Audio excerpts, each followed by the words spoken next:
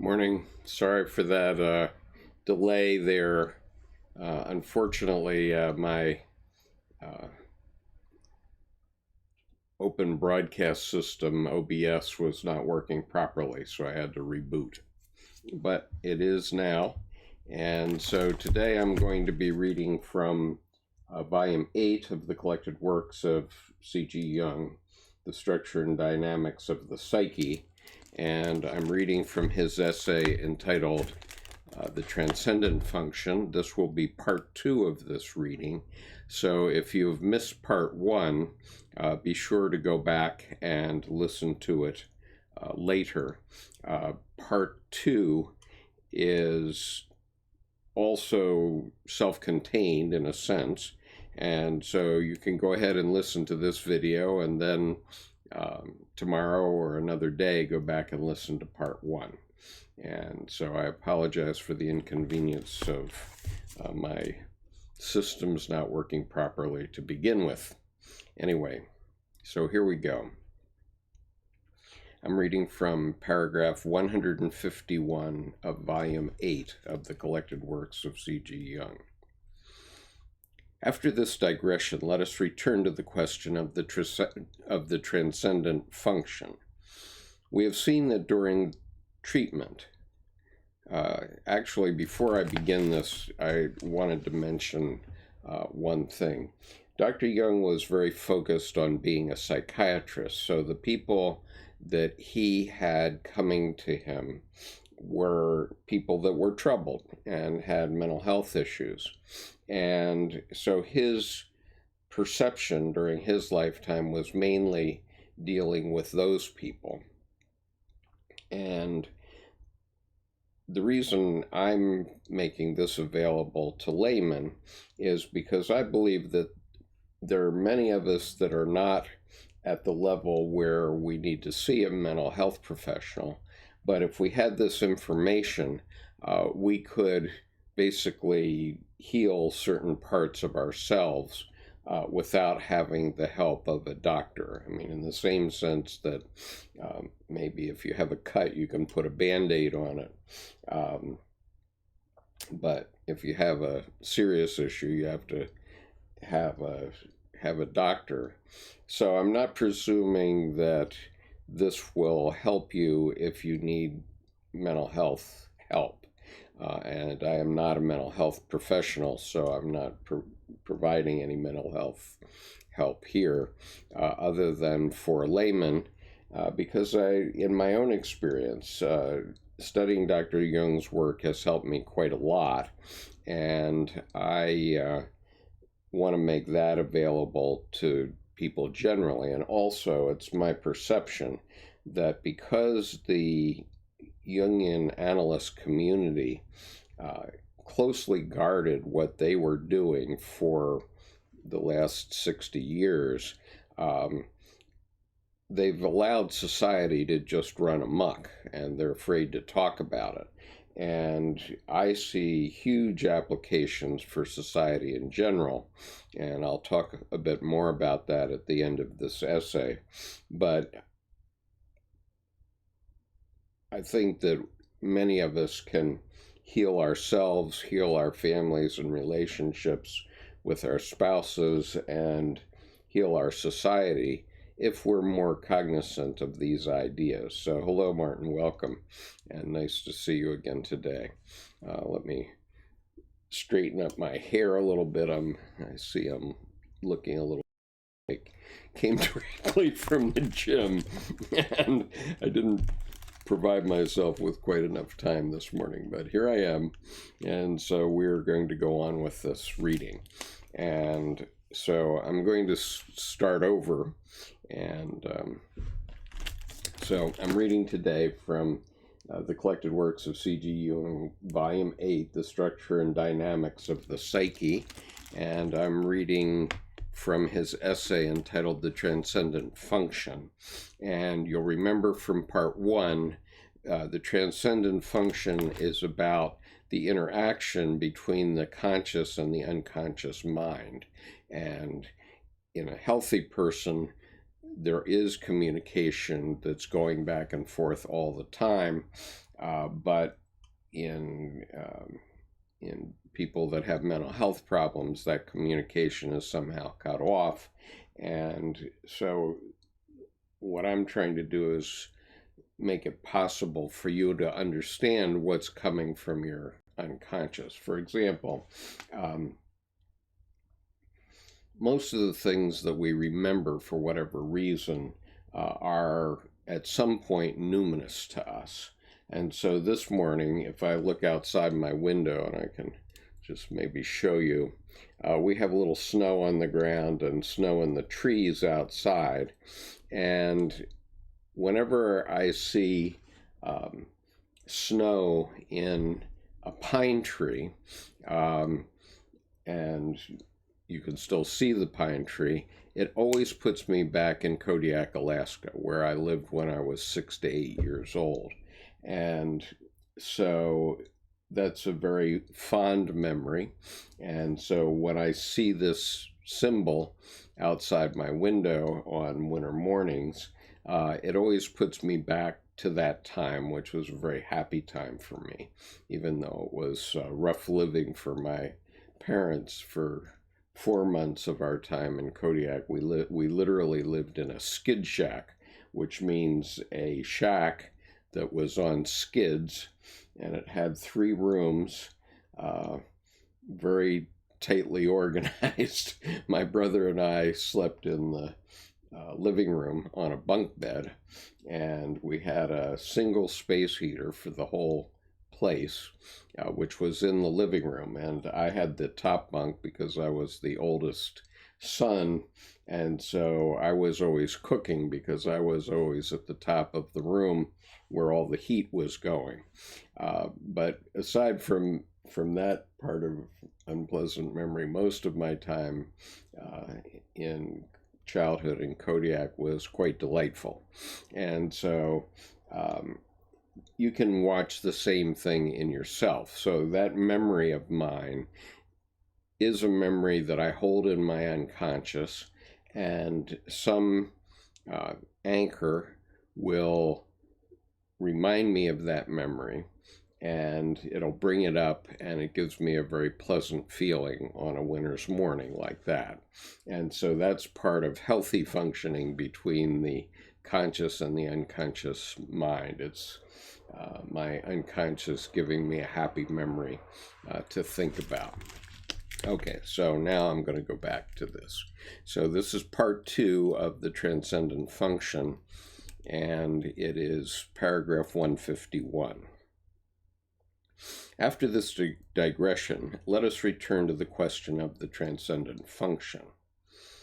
We have seen that during treatment, the transcendent function is, in a sense, an artificial product because it is largely supported by the analyst. But if the patient is to stand on his own feet, he must not depend permanently on outside help. The interpretation of dreams would be an ideal method for synthesizing the conscious and unconscious data. But in practice, the difficulties of analyzing one's own dreams are too great. We must now make a clear, I'm sorry, that's Dr. Jung's prejudice as a psychiatrist, because I think in many ways we can interpret our own dreams if we work on it. All right, paragraph 152.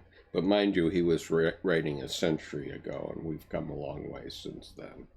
I'm sorry, Martin, I'll get back to your comment here in a few minutes, but let me keep going. Paragraph 152. We must now make clear what is required to produce the transcendent function. First and foremost, we need the unconscious material. The most readily accessible expression of unconscious processes is undoubtedly dreams. The dream is, so to speak, a pure product of the unconscious.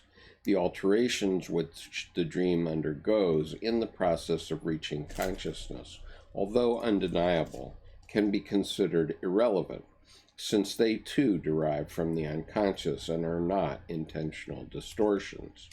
Possible modifications of the original dream image derive from a more superficial layer of the unconscious and therefore contain valuable material too. They're further fantasy products following the general trend of the dream. The same applies to the subsequent images and ideas which frequently occur while dozing or rise up spontaneously on waking. Since the dream originates in sleep, it bears all the characteristics of an abaissement de niveau mental, according to Jung, or a low energy tension. Logical discontinuity, fragmentary character, analogy formations, superficial associations of the verbal, clang, or visual type, condensations, irrational expressions, confusion, etc. With an increase of energy tension, the dreams acquire a more ordered character. They become dramatically composed and reveal clear sense connections, and the valency of the associations increase. Since the energy tension in sleep is usually very low, dreams compared with conscious material are inferior expressions of unconscious contents and are very difficult to understand from a constructive point of view, but are usually easier to understand reductively. In general, dreams are unsuitable or difficult to make use of in developing the transcendent function because they make too great demands on the subject. We must therefore look to other sources for the unconscious material. There are, for instance, the unconscious interferences in the waking state, ideas out of the blue, slips, deceptions, and lapses of memory, symptomatic actions, etc. This material is generally more useful for the reductive method than for the constructive one. It is too fragmentary and lacks continuity, which is indispensable for a meaningful synthesis. Another source is spontaneous fantasies. They usually have a more composed and coherent character and often contain much that is obviously significant. Some patients are able to produce fantasies at any time, allowing them to rise up freely simply by eliminating critical attention. Such fantasies can be used, though this particular talent is none too common. The capacity to produce free fantasies can, however, be developed with practice. The training consists first of all in systematic exercises for eliminating critical attention, thus producing a vacuum in consciousness. This encourages the emergence of any fantasies that are lying in readiness. A prerequisite, of course, is that fantasies with a high libido charge are actually lying ready. This is naturally not always the case. Where this is not so, special measures are required. Now, let me just point out that this was 1916, revised in 1953. And so in 1916, Dr. Jung was still 20 years away from his visit to India, and I don't think he had been very heavily exposed to Eastern meditation techniques at this point in time. Paragraph 156. Before entering upon a discussion of these, I must yield to an uncomfortable feeling that tells me that the reader may be asking dubiously, what really is the point of all this, and why is it so absolutely necessary to bring up the unconscious contents? Is it not sufficient if from time to time they come up of their own accord and make themselves unpleasantly felt? Does one have to drag the unconscious to the surface by force? On the contrary, should it not be the job of the analysis to empty the unconscious of fantasies and in this way render it ineffective? Paragraph 157. It may be as well to consider these misgivings in somewhat more detail, since the methods for bringing the unconscious to consciousness may strike the reader as novel, unusual, and perhaps even rather weird. We must therefore first discuss these natural objections so that they shall not hold us up when we begin demonstrating the methods in question. As we have seen, we need the unconscious contents to supplement the conscious attitude. If the conscious attitude were only to a slight degree directed, the unconscious could flow in quite of its own accord. This is what does in fact happen with all those people who have a low level of conscious tension, as for instance primitives. Among primitives, no special measures are required to bring up the unconscious. Nowhere, really, are special measures required for this, because those people who are least aware of their unconscious side are the most influenced by it, but they are unconscious of what is happening. The secret participation of the unconscious is everywhere present without our having to search for it, but as it remains unconscious, we never really know what is going on or what to expect. What we are searching for is a way to make conscious those contents which are about to influence our actions, so that the secret interference of the unconscious and its unpleasant consequences are avoided. The reader will no doubt ask, why cannot the unconscious be left to its own devices? Those who have not already had a few bad experiences in this respect will naturally see no reason to control the unconscious, but anyone with sufficiently bad experience will eagerly welcome the bare possibility of doing so. Directedness is absolutely necessary for the conscious process, but as we have seen, it entails an unavoidable one-sidedness. Since the psyche is a self-regulating system, just as the body is, the regulating counteraction will always develop in the unconscious. Were it not for the directedness of the conscious function, the counteracting influences of the unconscious could set up unhindered. The counteracting influences of the unconscious could set up unhindered. It is just this directedness that excludes them.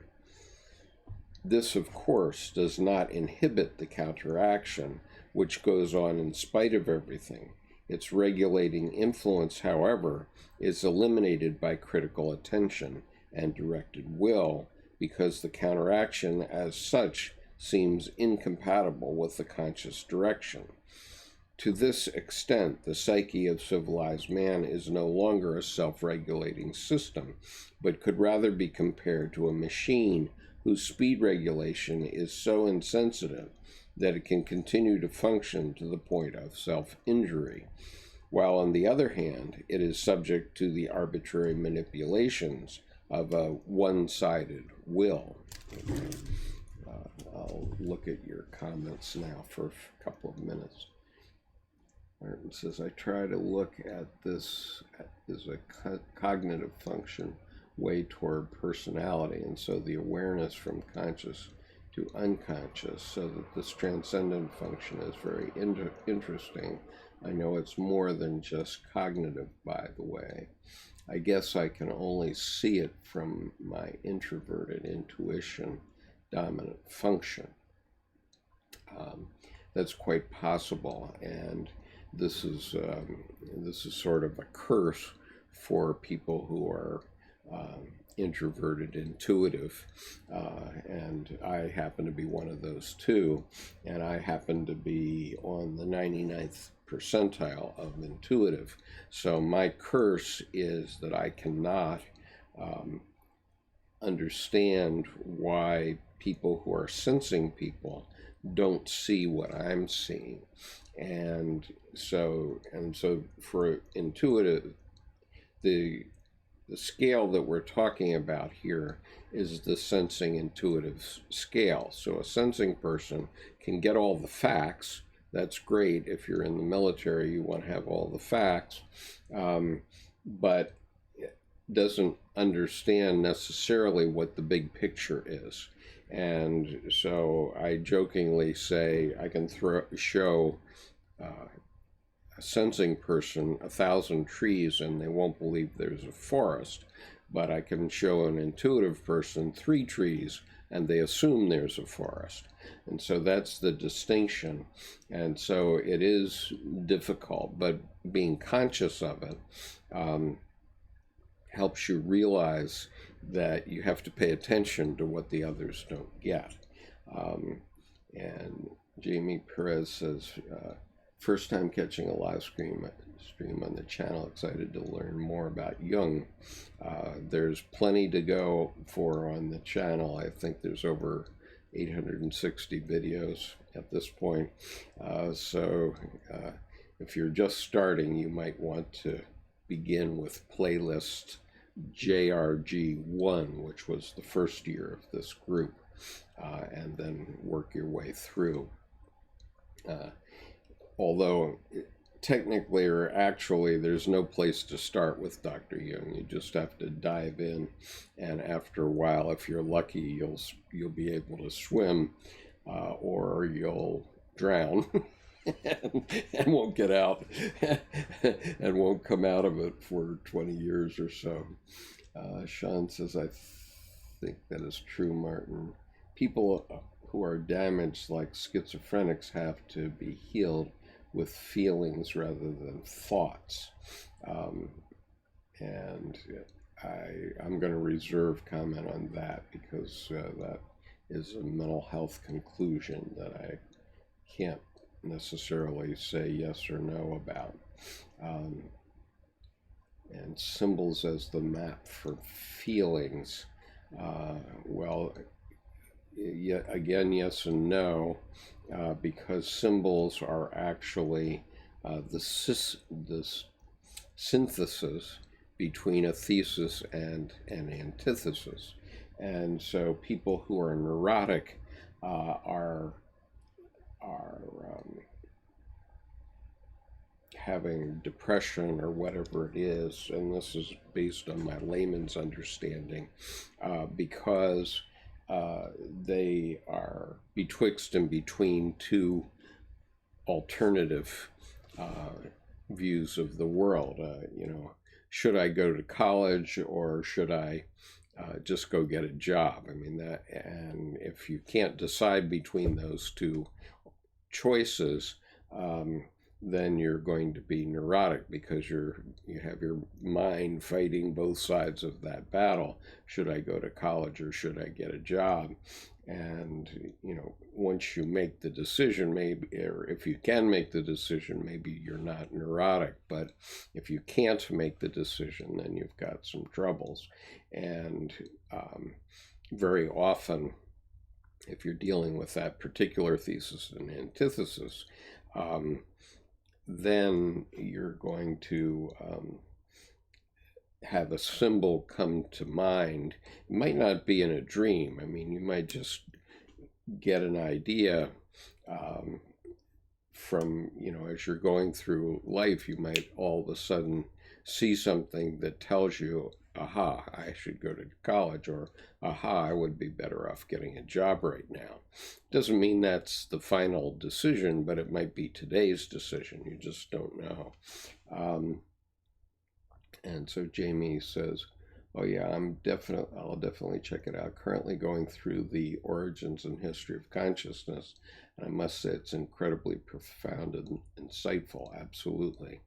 And I've got a pretty general understanding of Jung, but even then I am incredibly ignorant to many of his studies. So are we all. There's 20 volumes that are something like this, and so the fact that you don't have everything under control yet is speaks well for you, because we're all like that. And the book that you are reading, Erich Neumann's book, The Origins and History of Consciousness, is a terrific book. It was written by Neumann, who was one of Jung's closest disciples, and one of two that Jung felt particularly close to. And but they were separated during World War II, and Neumann was trapped in Tel Aviv during that time. And so he wrote this book while he was cut off from the Jung group, which he had been close to since 1934. And when he came back with it to Switzerland and said, I like the C.G. Jung Institute to publish this as its first publication, the Valkyries, is the tongue-in-cheek name we give to the women that were around Jung, protecting Jung, said no. And the reason was that they were just starting the C.G. Jung Institute at that time, and they were afraid that this book would overwhelm it, and they only wanted to start publishing little pamphlets with essays like the Transcendent function, although this particular essay was still in a drawer at that time from 1960. But anyway, that's a great one. And the other great one by a close disciple is Psychic Energy, Its Sources and Transformation by Esther Harding. Those are both very powerful and sort of complete starting points for Jung, I suppose. It's not where I started, but they're useful. And Sean says, yeah, I don't mean the map as the answer to the solution, but only the map, like a road map. Yeah, I mean, a symbol could be a point on the road map. I'll acknowledge that. Okay, now I have to figure out where I was here.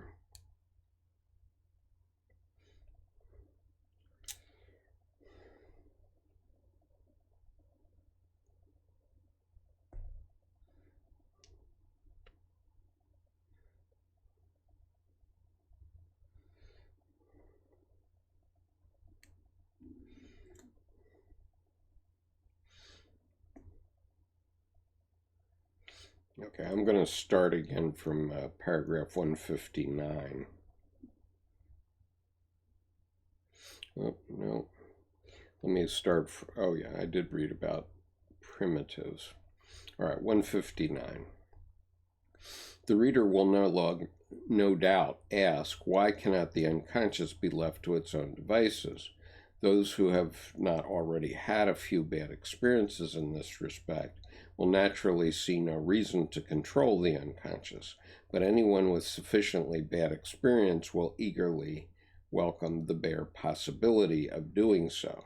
Directedness is absolutely necessary for the conscious process, but as we have seen, it entails an unavoidable one-sidedness. Since the psyche is a self-regulating system, just as the body is, the regulating counteraction will always develop in the unconscious.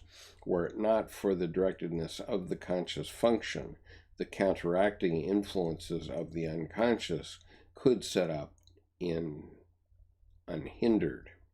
It is just this directedness that excludes them. This, of course, does not inhibit the counteraction, which goes on in spite of everything.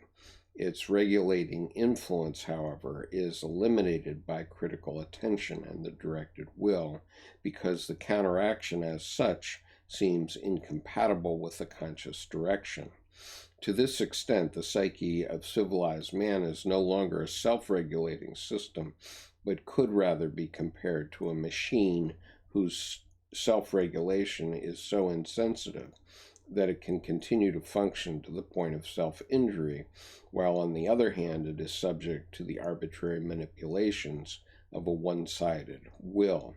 Okay, I realize I read that paragraph, but let me give an example of this.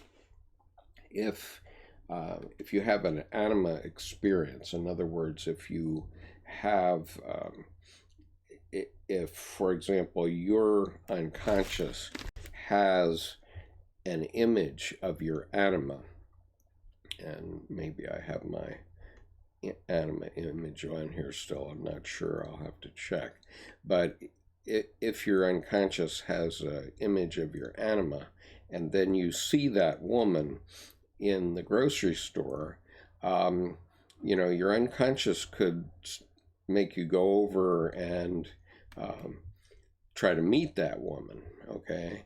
And, you know, that might not be good.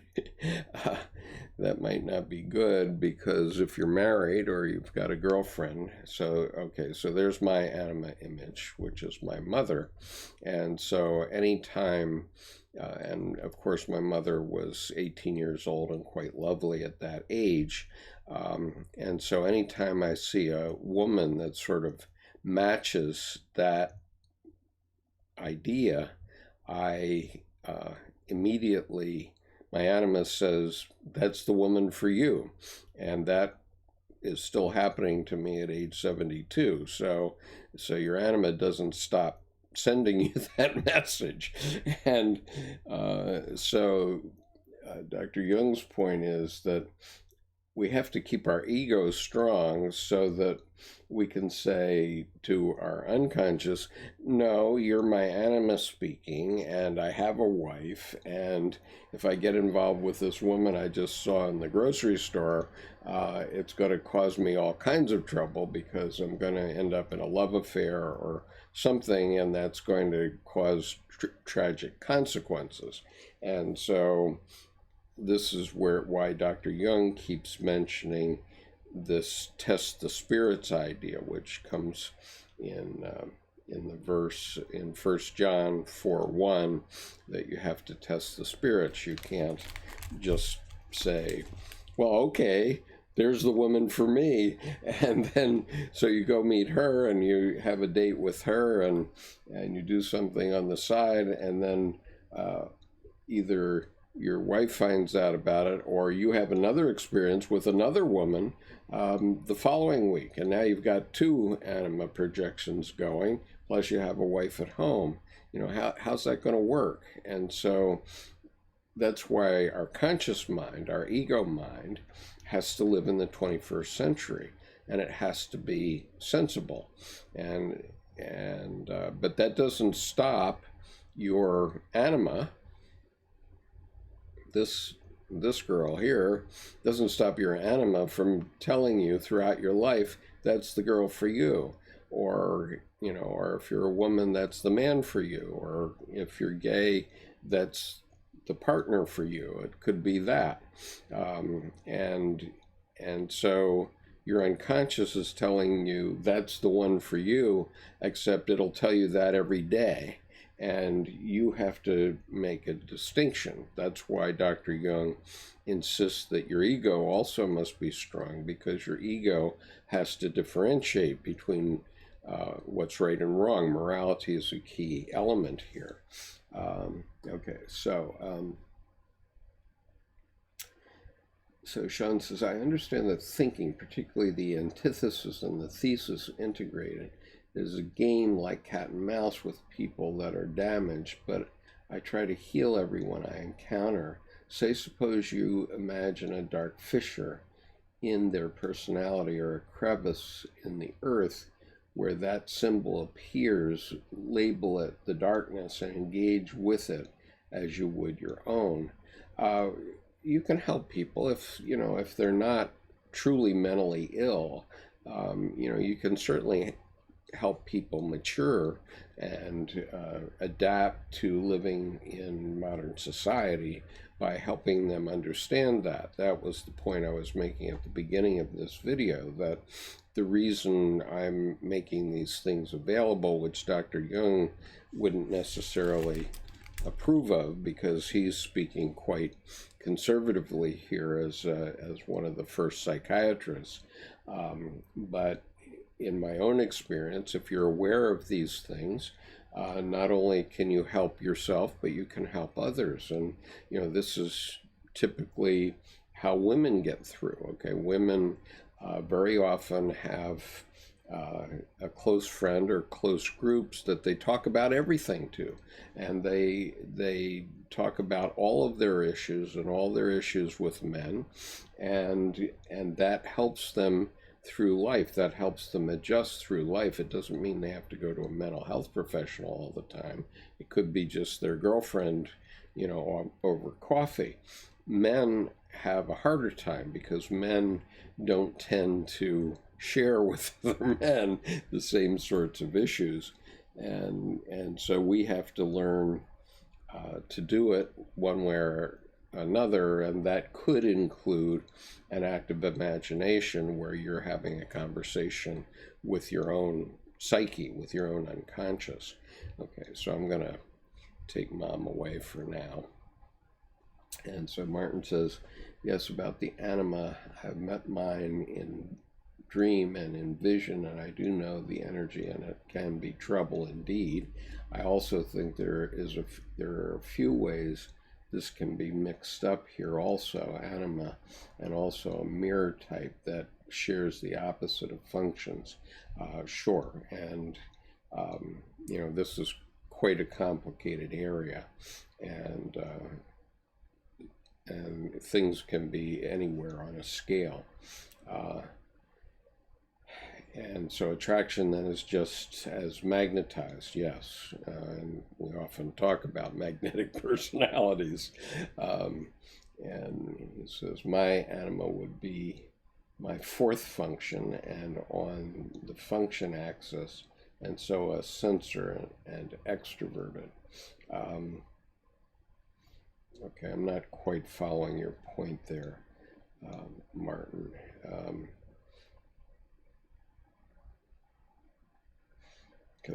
Because there actually are 8 functions, a dominant and a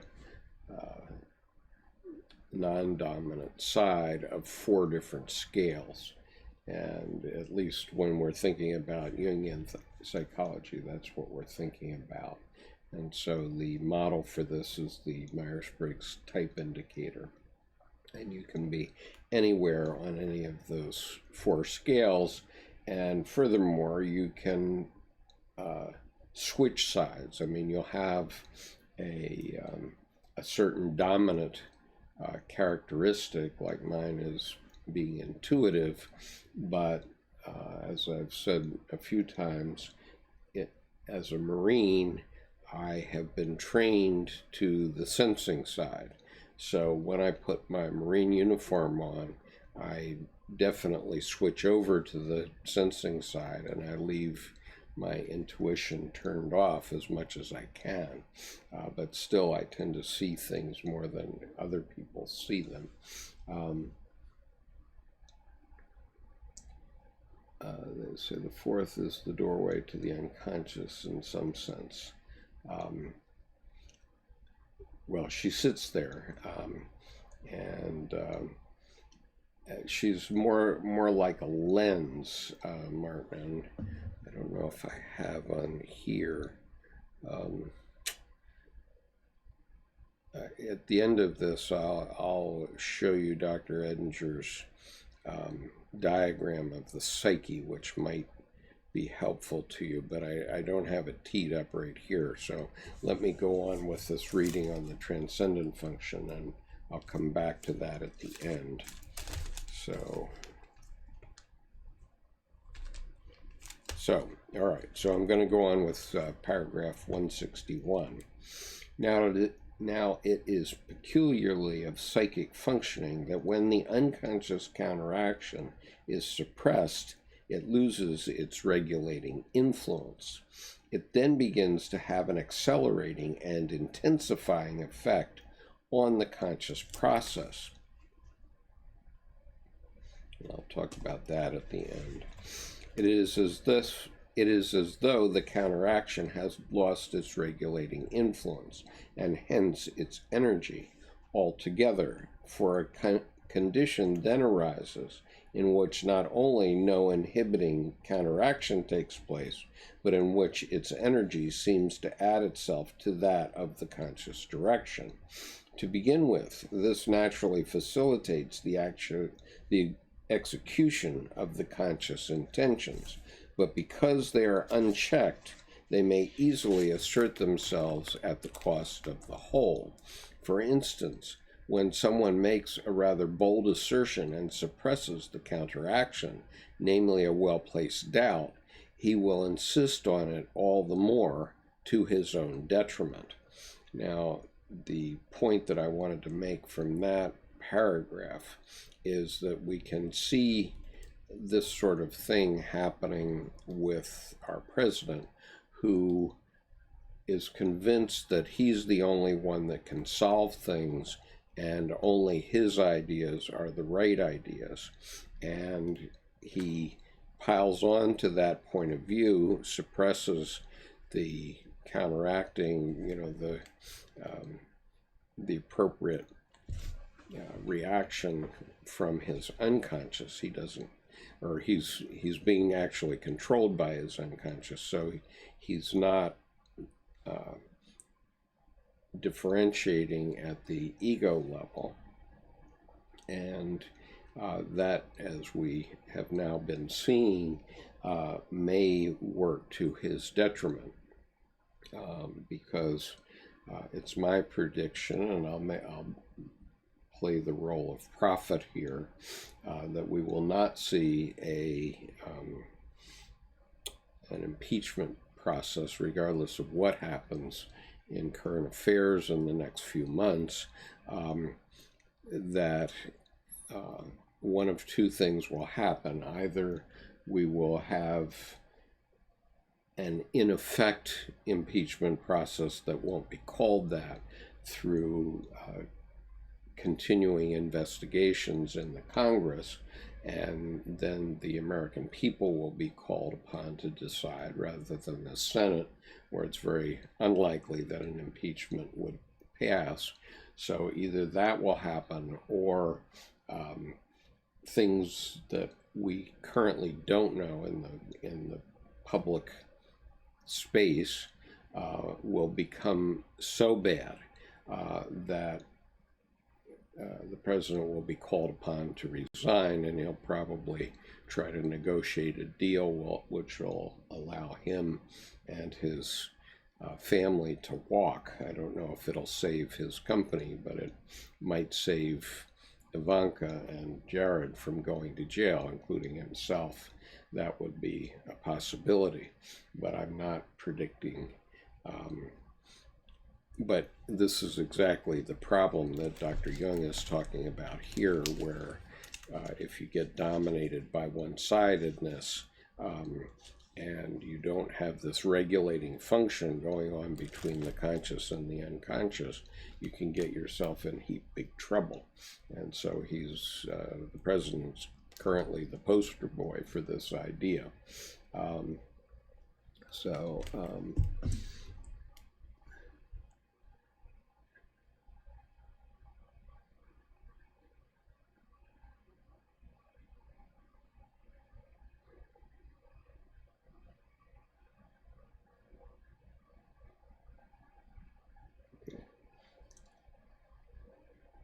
Martin says he does active imagination naturally as an introverted intuitive, and I do agree with you, Martin, that I think introverted intuitives do tend to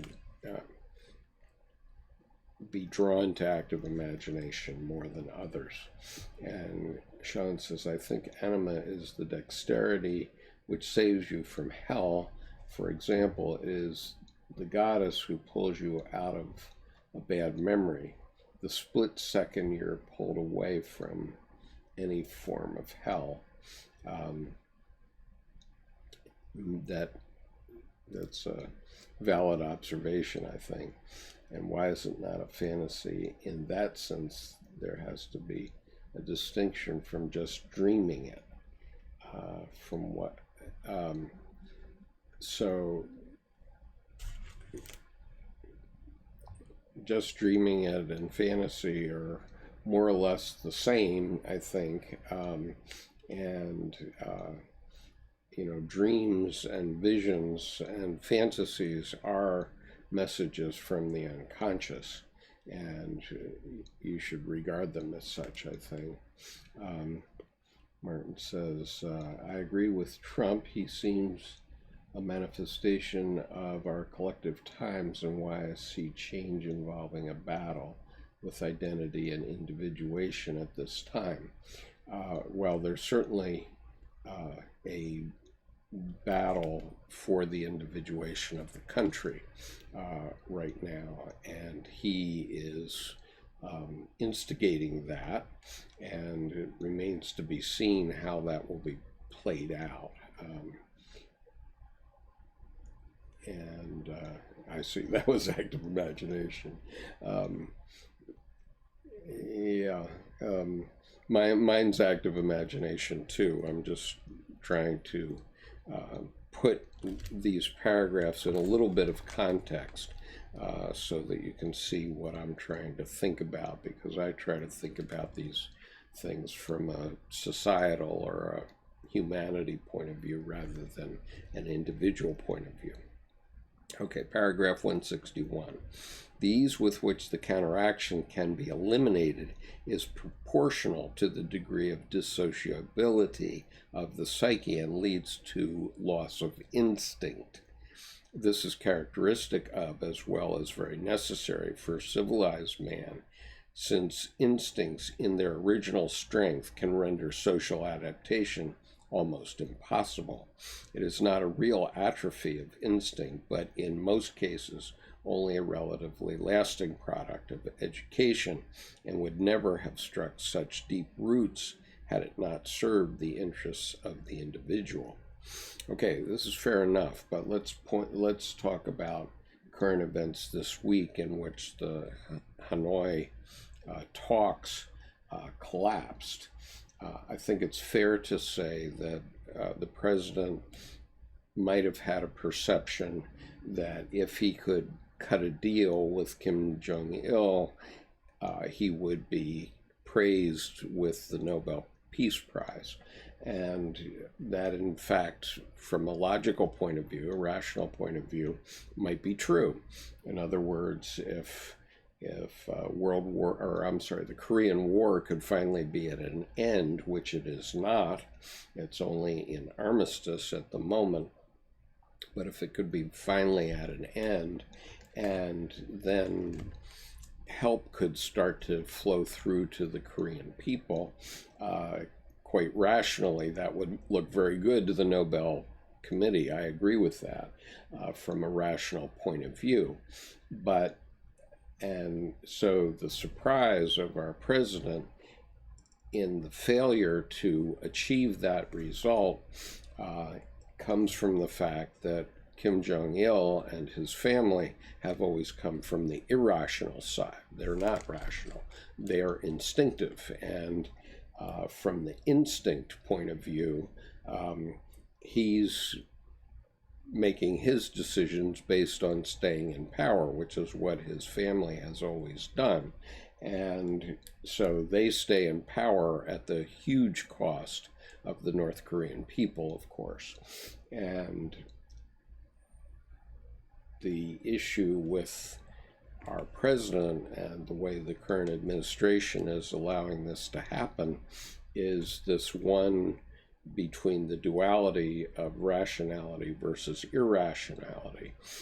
Yes, it would be very rational for a leader of a country like Kim Jong-il, where all the people are living in poverty, or a very large percentage are, to open up to international investment, because everybody's standard of living would be raised very quickly. And rationally, that makes a lot of sense. But it doesn't address the irrational instinct that Kim Jong-il has, that if he allows that to happen, he'll very soon end up like Muammar Gaddafi. And so that's the dichotomy there.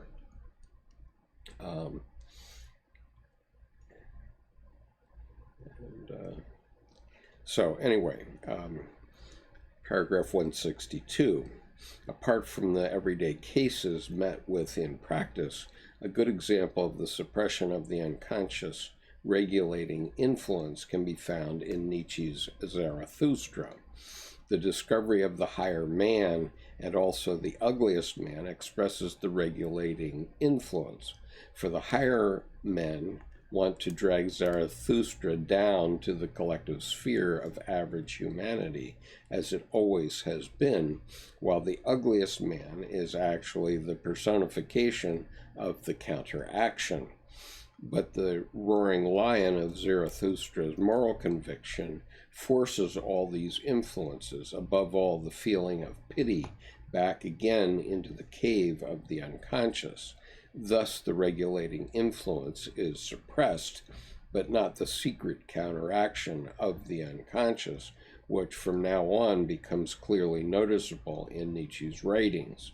First, he seeks his adversary in Wagner, whom he cannot forgive for Parsifal. But soon his whole wrath turns against Christianity, and in particular against St. Paul, who in some ways suffered a fate similar to Nietzsche's. As is well known, Nietzsche's psychosis first produced an identification with the crucified Christ, and then with the dismembered Dionysus. With this catastrophe, the counteraction at last broke through to the surface. Paragraph 163. Another example is the classic case of megalomania preserved for us in the 4th chapter of the book of Daniel. Nebuchadnezzar, at the height of his power, had a dream which foretold disaster if he did not humble himself. Daniel interpreted the dream quite expertly, but without getting a hearing. Subsequent events showed that his interpretation was correct, but Nebuchadnezzar, after suppressing the unconscious regulating influence, fell victim to a psychosis that contained the very counteraction he had sought to escape. He, the Lord of the earth, was degraded to an animal. I'll just mention that I did a reading of Tony Wolf's talk about dream symbolism the other day. It's about 4 or 5 videos ago, so you can find it on the front page of the YouTube channel. And there she discusses Nebuchadnezzar's dream and the dream of his son later on, which had the handwriting on the wall.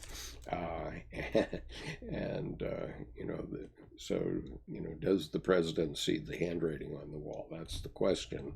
And so you might want to look up that video later, because I've already discussed this at great length. So Sean says that's really a sad narrative. I presume you're talking about the Trump Kim Jong-il narrative, the tyrannical king, as Jordan Peterson phrases. Yes, it's an archetypal bipolar shadow of the king, according to Martin.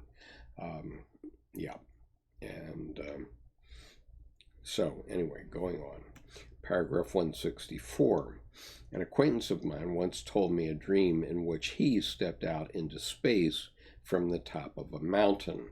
I explained to him something of the influence of the unconscious and warned him against dangerous mountaineering expeditions for which he had a regular passion, but he laughed at such ideas. A few months later, while climbing a mountain, he actually did step off into space and was killed. That's a very famous dream of Dr. Jung's oeuvre. He mentions it many times, and for the longest time, I could not understand why this is so significant. I think I'm finally grokking it.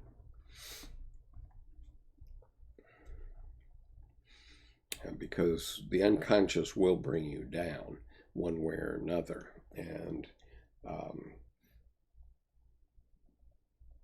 yeah, we're going to see that coming up soon in big red lights. Paragraph 165. Anyone who has seen things happen over and over again in every conceivable shade of dramatic intensity is bound to ponder. He becomes aware how easy it is to overlook the regulating influences, and that he should endeavor to pay attention to the unconscious regulation which is so necessary for our mental and physical health.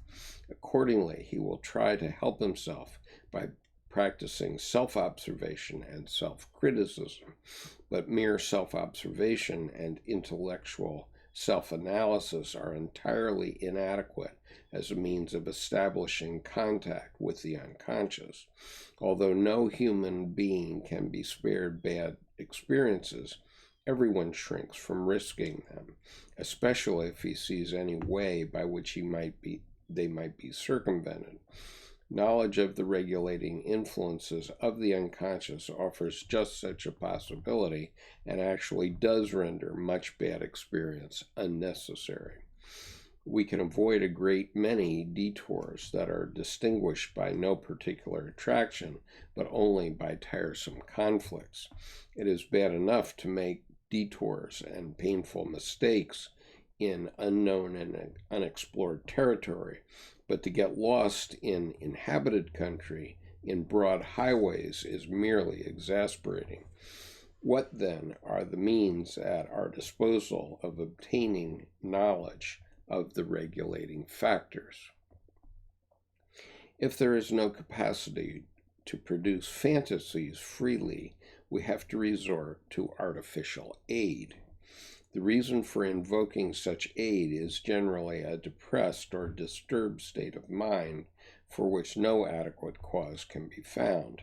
Naturally, the patient can give any number of rationalistic reasons. The bad weather alone suffices as a reason. But none of them is really satisfying as an explanation, for a causal explanation of these states is usually satisfying only to an outsider, and then only up to a point.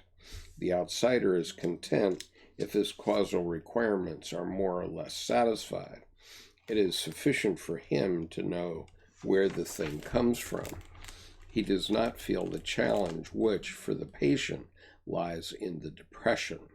The patient would like to know what it is all for and how to gain relief. In the intensity of the emotional disturbance itself lies the value, the energy which he should have at his disposal in order to remedy the state of reduced adaptation. Nothing is achieved by repressing this state or valuing it rationally. Paragraph 167. In order, therefore, to gain possession of the energy that is in the wrong place, we must make the emotional state the basis or starting point of the procedure. He must make himself as conscious as possible of the mood he is in, sinking himself in it without reserve, and noting down on paper all the fantasies and other associations that come up. Fantasy must be allowed the freest possible play, not in such a manner that it leaves the orbit of its object, namely the effect, by setting off a kind of chain reaction association process. This free association, as Freud called it, leads away from the object to all sorts of complexes, and one can never be sure that they relate to the effect and are not displacements which have appeared in its stead. Out of this preoccupation with the object, there comes a more or less complete expression of the mood, which reproduces the content of the depression in some way, either concretely or symbolically. Since the depression was not manufactured by the conscious mind, but is an unwelcome intrusion from the unconscious, the elaboration of the mood is, as it were, a picture of the contents and tendencies of the unconscious that were massed together in the depression. The whole procedure is a kind of enrichment and clarification of the effect, whereby the effect and its contents are brought nearer to consciousness, becoming at the same time more impressive and more understandable. This work by itself can have a favorable and vitalizing influence. At all events, it creates a new situation, since the previously unrelated effect has become a more or less clear and articulate idea, thanks to the assistance and cooperation of the conscious mind. This is the beginning of the transcendent function, i.e., of the collaboration of conscious and unconscious data. Now, what I would say here is that seeing the images of our president at the end of his conference in Hanoi this week, you can see that he's extremely depressed. Maybe it's because of the conference, maybe it's something else, but he's extremely depressed. And so the solution here for him would be to look seriously at that mood. And I hope I'm still broadcasting because my screen seems to have frozen up for a moment. Anyway, so the solution for him, according to Dr. Jung, would be for him to examine that mood, to focus on it, and try to understand what's causing that mood. Unfortunately, I think that that would be very difficult for a man like our president to actually accomplish, and the depth that he would have to get to just wouldn't be possible for him. So I don't think this solution is exactly right for him per se.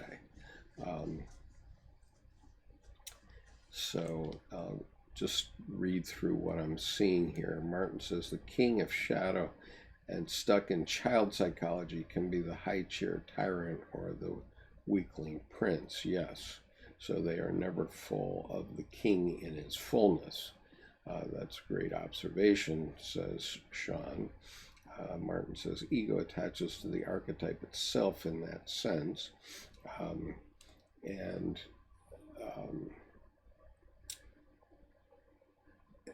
I think from a Jungian point of view, we might say that the ego is simply overwhelmed by the archetype of self, the unconscious, in this case. I do a meditation class with 5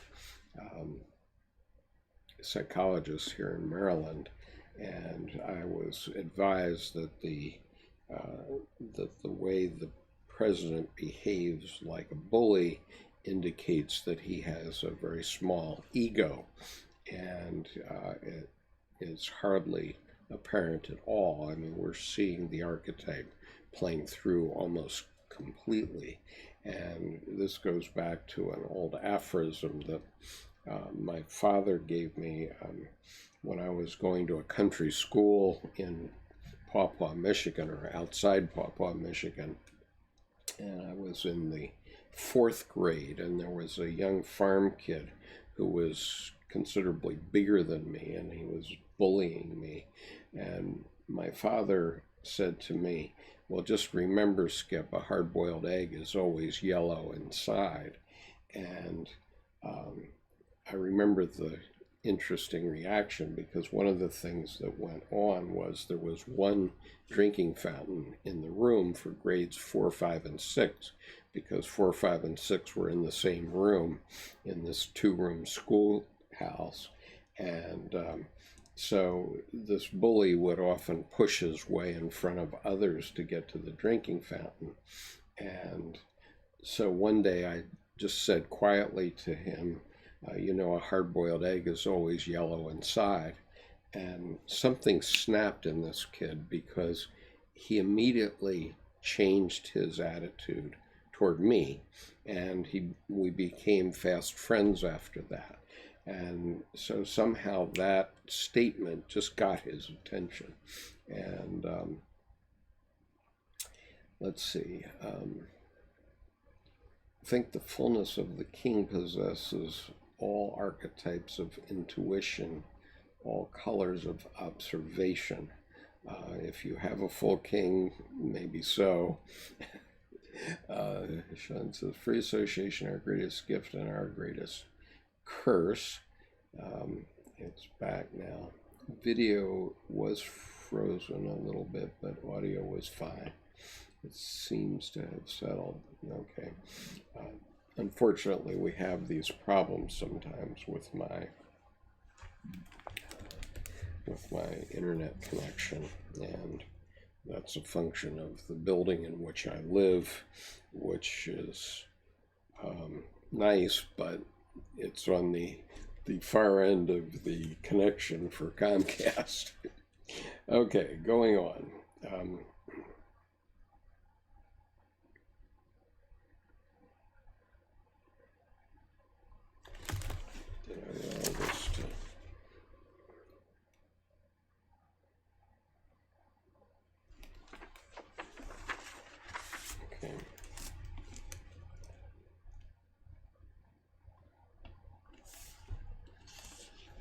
All right, going on.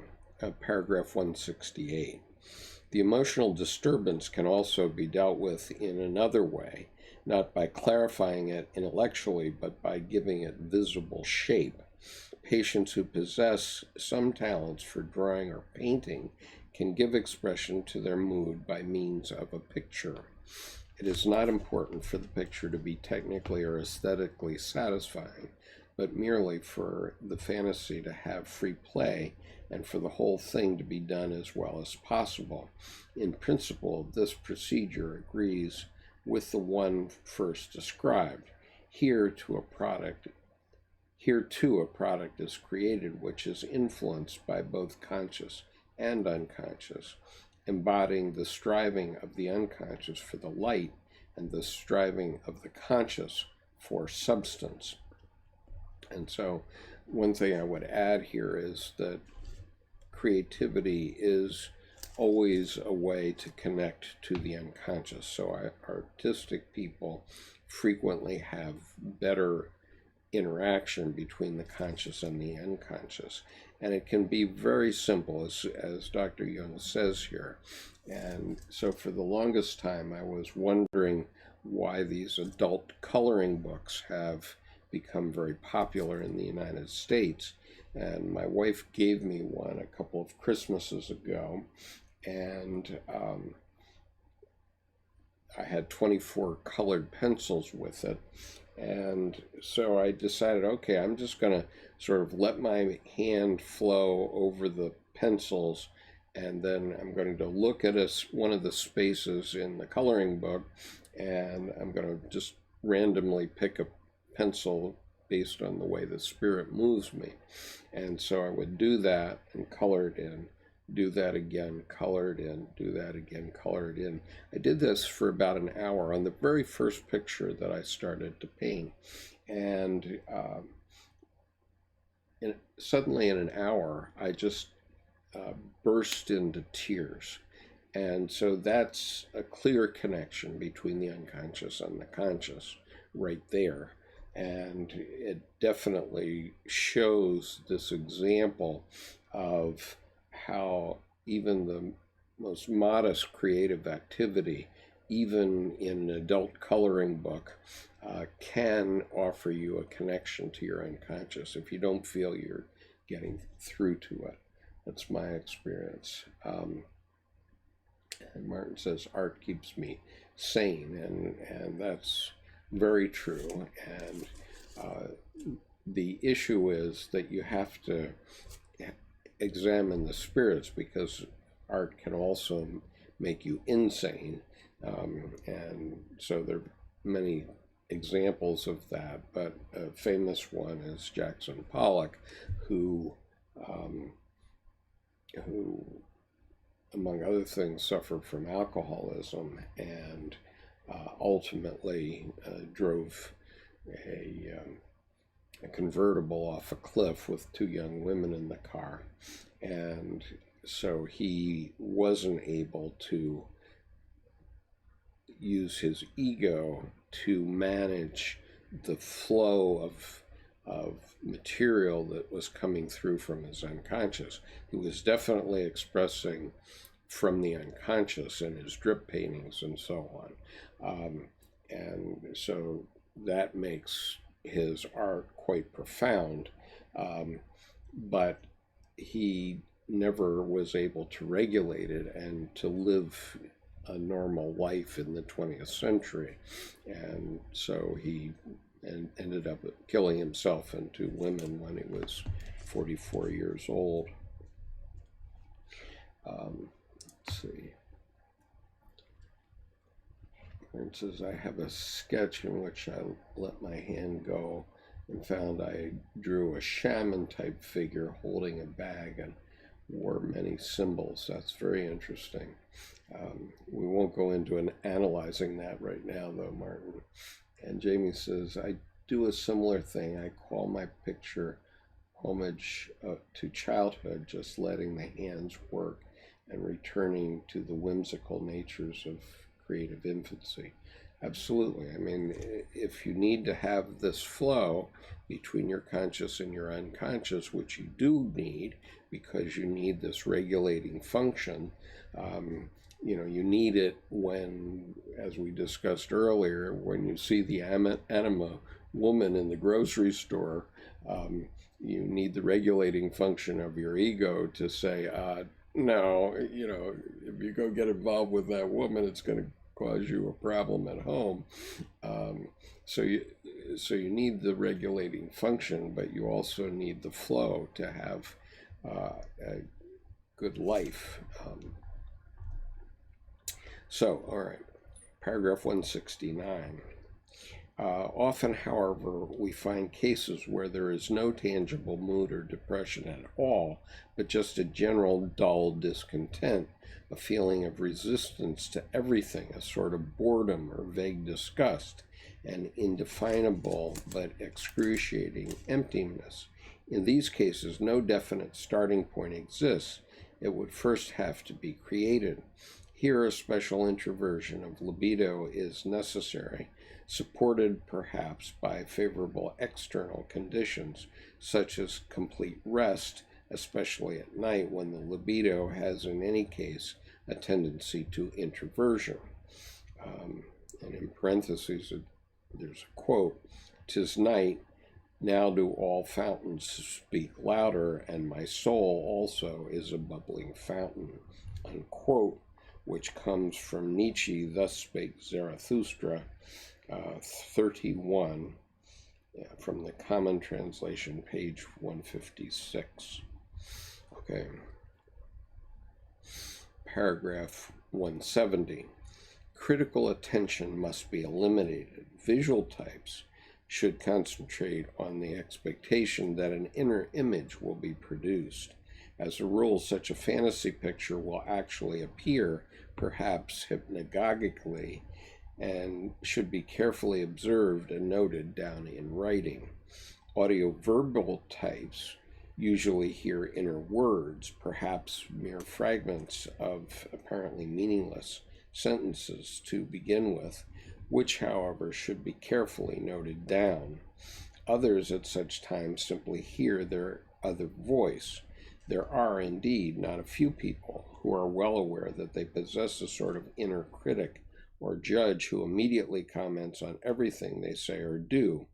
Insane people hear this voice directly as auditory hallucinations, but normal people too, if their inner life is fairly well developed, are able to reproduce this inaudible voice without difficulty, though as it is notoriously irritating and refractory, it is almost always repressed. Such persons have little difficulty in procuring the unconscious material and thus laying the foundation of the transcendent function. Okay, and so just to review, all of us react to things in probably one of three ways. We either get it visually, we get it auditorily, or the apparent auditoriness, or we get it kinesthetically primarily, which is through feeling. So if you have an experience of the hairs on the back of your neck going up over something, then you know your unconscious is telling you about the situation right now. And it could be a warning that there's a tiger about to get you or something like that, but it might be a warning in any case. And so Sean says, oftentimes when you start to paint, you have no idea what you're doing in the beginning, then the colors end up building its own structure. Yes, and when you hear Bill in our weekly or now monthly meeting at Sammy's, he's a excellent artist, and he just starts painting and then things come through, and it's later that he realizes what the painting is about, because his unconscious is actually doing the painting. And Sean says there's a calling from within. It reminds me of the song Colors of the Wind in Pocahontas, which is a very archetypal story of the animus. And Martin says, I find certain personality functions also play a role in how art is expressed. For example, it seems as if the extroverted intuitive function tends to express abstract art. Arguably. And I see introverted feelers being very colorfully emotional when expressing through their extroverted intuitive function. Okay, I can't say. I'm not going to get into analysis of Myers-Briggs types of things here, as actually speaking feelings is not easy for most types. Right, and so this is why Dr. Jung urged us to paint a picture, or you could I suppose a sensing type would be more comfortable with drawing a very detailed picture, whereas an intuitive type might be more interested in abstractions. And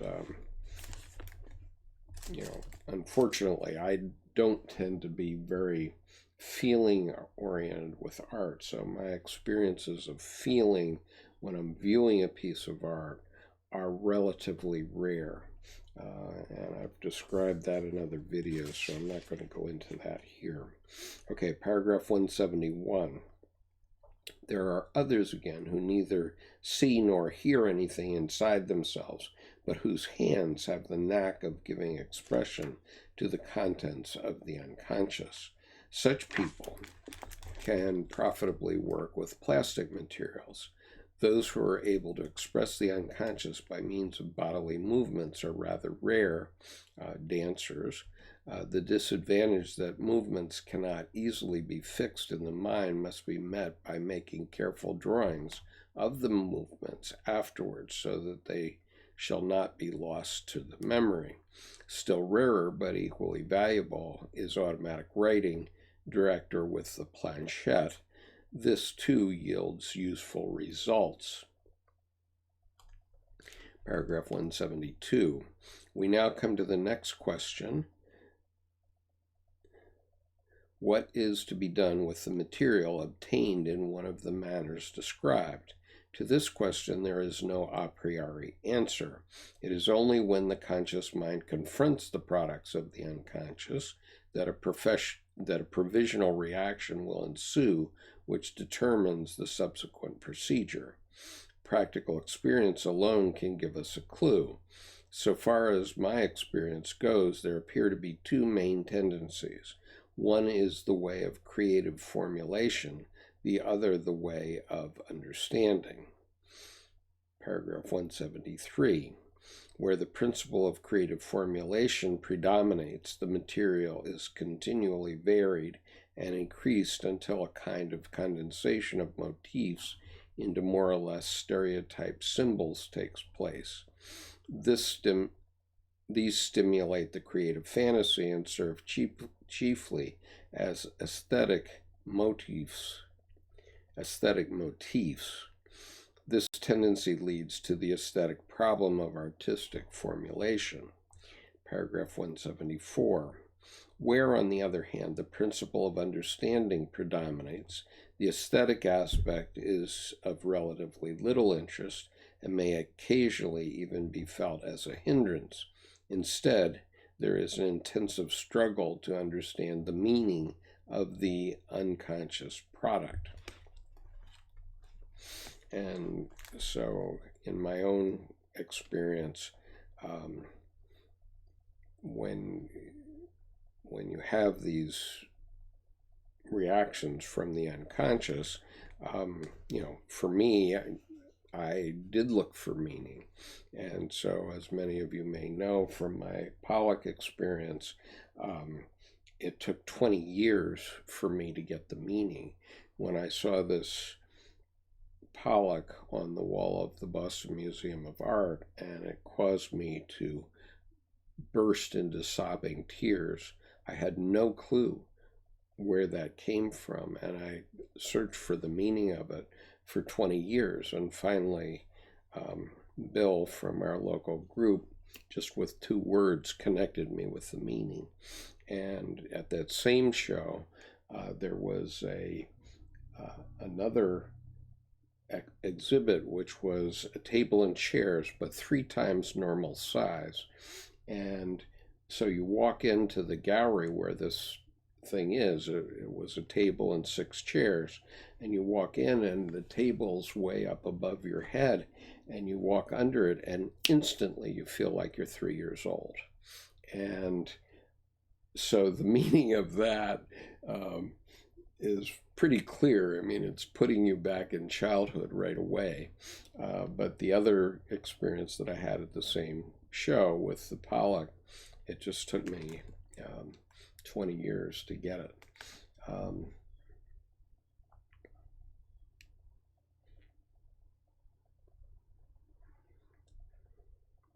Okay, let me just look here quickly.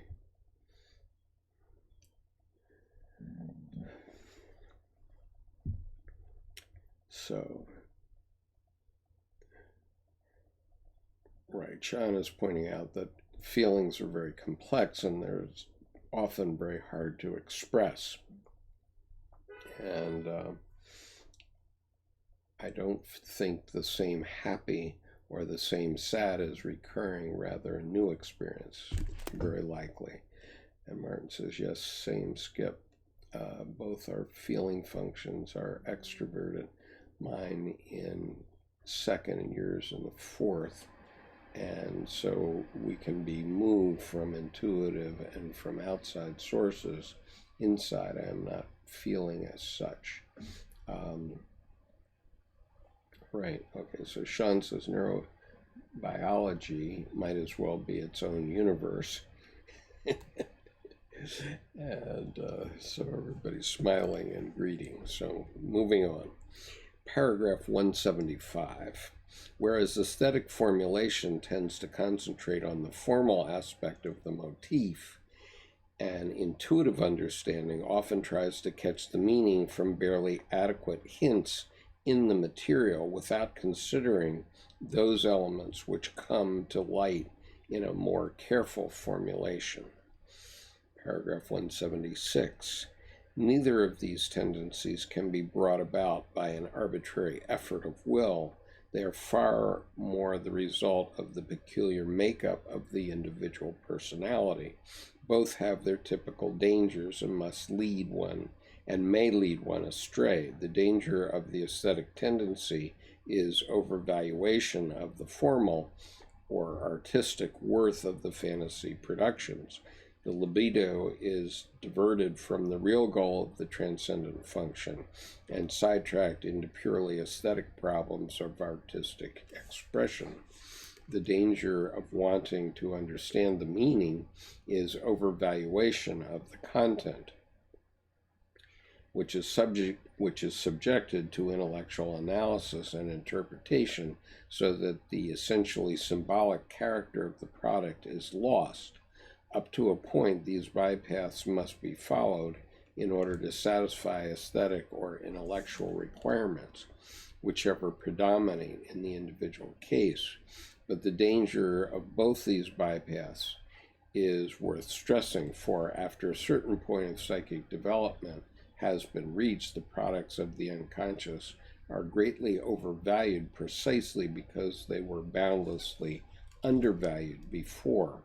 This undervaluation is one of the greatest obstacles in formulating the unconscious material.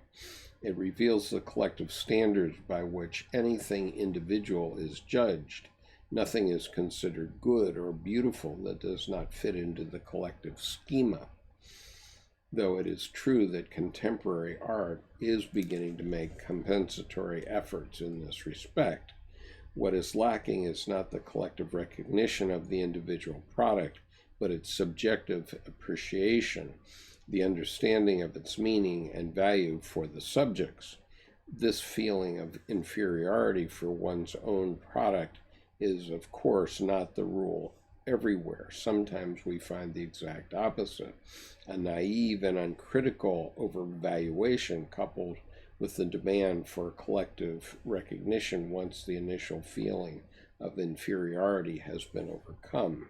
Conversely, an initial overvaluation can easily turn into depreciatory skepticism.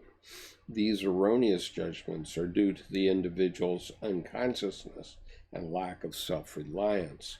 Either he is able to judge only by collective standards, or else, owing to ego inflation, he loses his capacity for judgment altogether. Paragraph 177.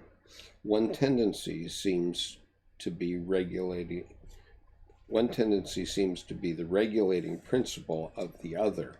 Both are bound together in a compensatory relationship. Experience bears out this formula. So far as it is possible at this stage to draw more general conclusions, we could say that aesthetic formulation needs understanding of the meaning, and understanding needs aesthetic formulation. The two supplement each other to form the transcendent function. The first steps along both paths follow the same principle. Consciousness puts its media of expression at the disposal of the unconscious contents. It must not do more than this at first, so as not to exert undue influence. In giving the content form, the lead must be left as far as possible to the chance ideas and associations thrown up by the unconscious. This is naturally something of a setback for the conscious standpoint and is often felt as painful. It is not difficult to understand this when we remember how the contents of the unconscious usually present themselves as things which are too weak by nature to cross the threshold, or as incompatible elements that were repressed for a variety of reasons. Mostly they are unwelcome, unexpected, irrational contents, disregard or repression of which seems altogether understandable. Disregard or repression of which seems altogether understandable. Only a small part of them has any unusual value, either from the collective or from the subjective standpoint. But contents that are collectively valueless may be exceedingly valuable when seen from the standpoint of the individual. This fact expresses itself in their affective tone, no matter whether the subject feels it as negative or positive. Society, too, is divided in its acceptance of new and unknown ideas which obtrude their emotionality. The purpose of the initial procedure is to discover the feeling-toned contents, for in these cases we are always dealing with situations where the one-sidedness of consciousness meets with the resistance of the instinctual sphere. And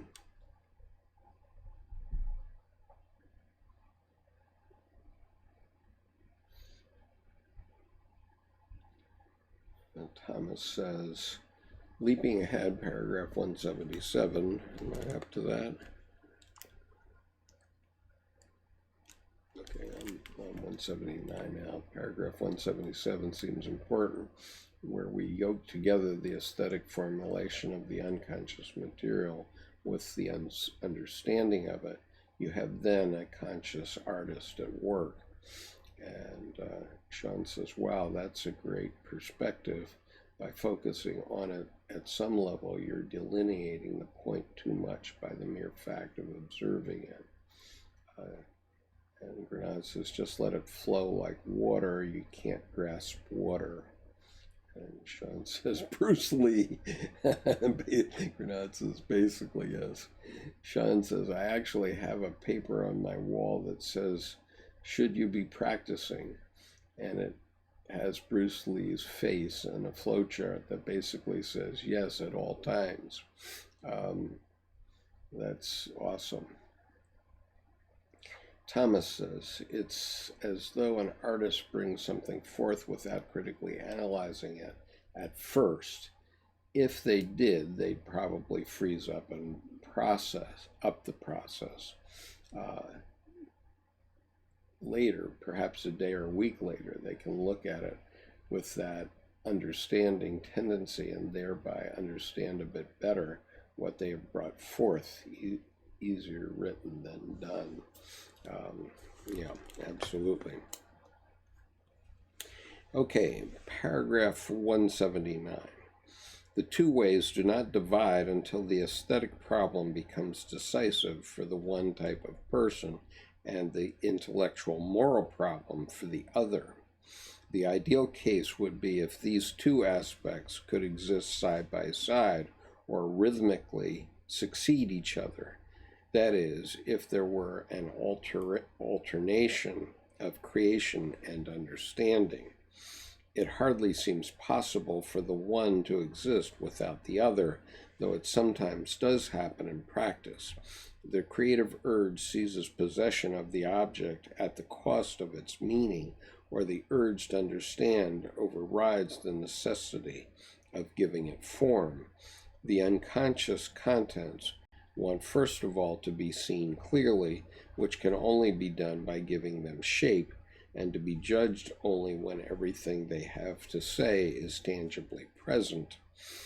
It was for this reason that Freud got the dream contents, as it were, to express themselves in the form of free associations before he began interpreting them. Paragraph 180. It does not suffice in all cases to elucidate only the conceptual context of a dream content. Often it is necessary to clarify a vague content by giving it a visible form. This can be done by drawing, painting, or modeling. Often the hands know how to solve a riddle with which the intellect has wrestled in vain. By shaping it, one goes on dreaming the dream in greater detail in the waking state, and the initially incomprehensible isolated event is integrated into the sphere of the total personality, even though it remains at first unconscious to the subject. Aesthetic formulation leaves it at that and gives up any idea of discovering the meaning.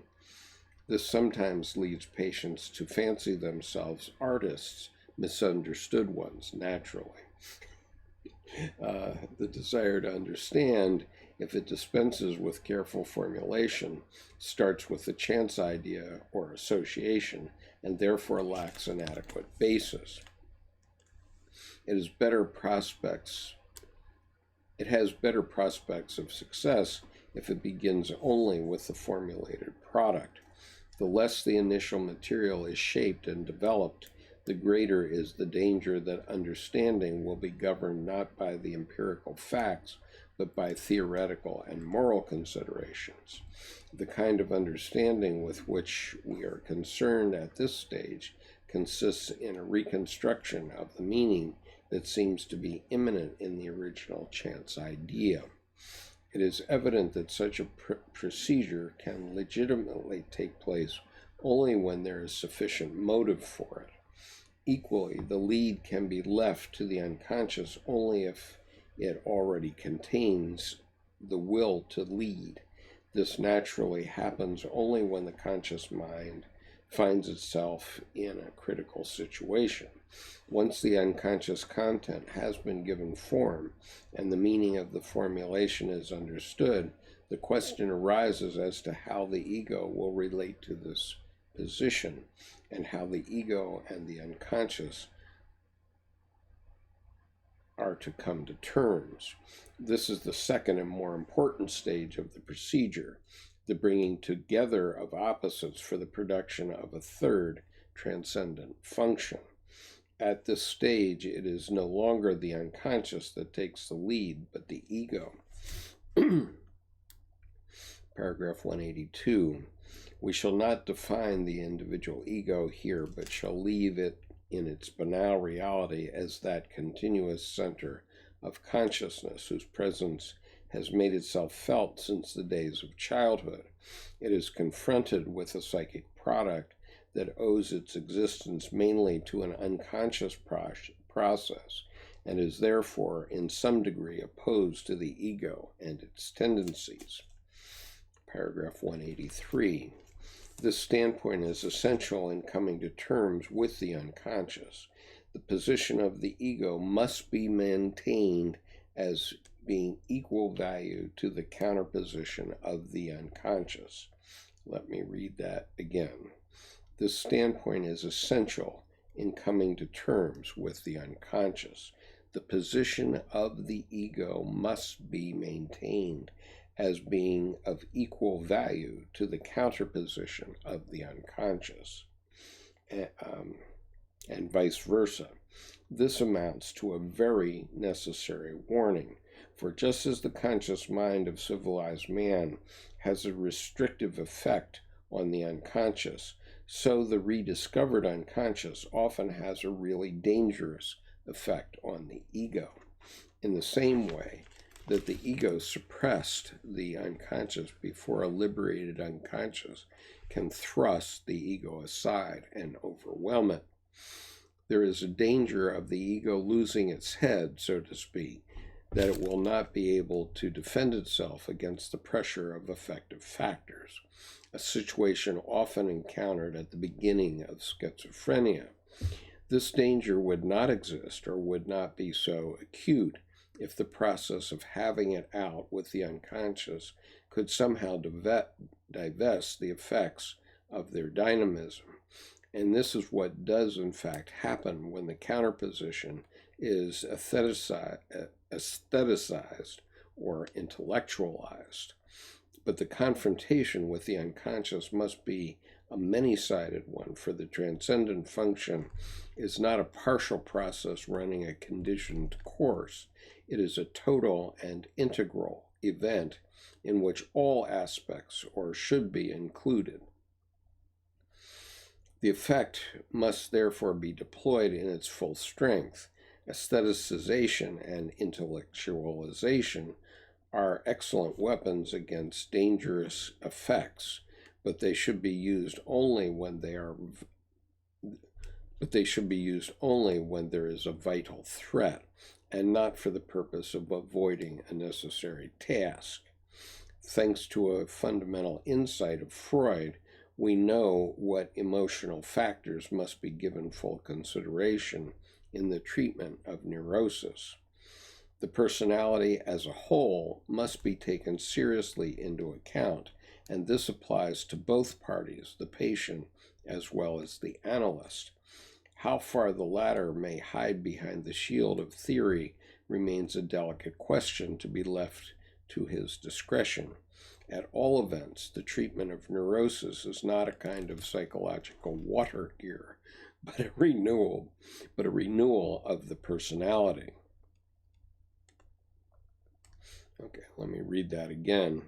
At all events, the treatment of the neurosis is not a kind of psychological water cure, but a renewal of the personality, working in every direction and penetrating every sphere of life. Coming to terms with the counterposition is a serious matter on which sometimes a very great deal depends. Taking the other side seriously is an essential prerequisite of the process, for only in that way can the regulating factors exert an influence on our actions. Taking it seriously does not mean taking it literally, but it does mean giving the unconscious credit so that it has a chance to cooperate with consciousness instead of automatically disturbing it. Okay. 3 more pages. Where are we in time? Okay.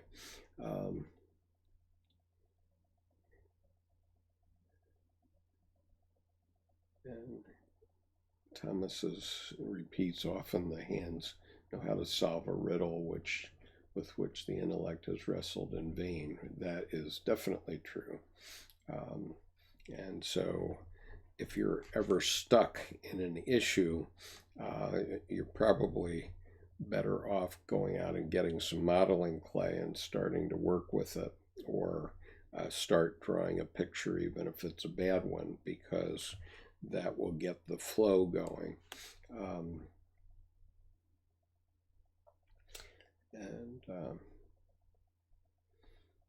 Granat says, you're very talented. Do you do that for a living or as a hobby? Martin says, stops me from going mad, Granat.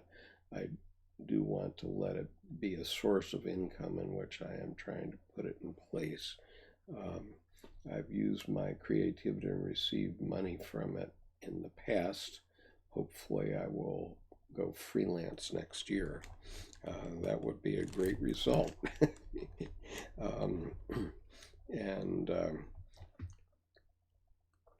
The main sort of the joking rejoinder, though, is don't give up your day job. In other words, you can think you're a great artist because your unconscious is telling you so, and you're doing it in one way or another, whether it's writing or painting a picture. But until you establish yourself as an artist, as you're indicating here, that you will go freelance, don't give up your day job until you're sure you have your income from your artwork, because your unconscious will tell you, hey, this is great, you're brilliant, but then you can run into some real issues. And so it's a very good idea for artists to keep connected in some way.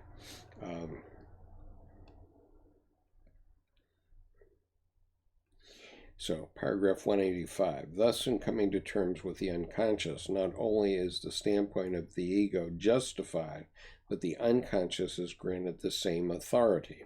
The ego takes the lead, but the unconscious must be allowed to have its say too. And then he has a Latin phrase here, audiatur et altera pars, which I have not translated, I'm sorry.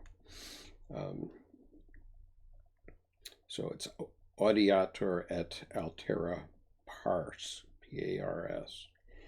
The way, here, maybe I'll put the Latin here on the chat, and then someone can go look it up for us on Google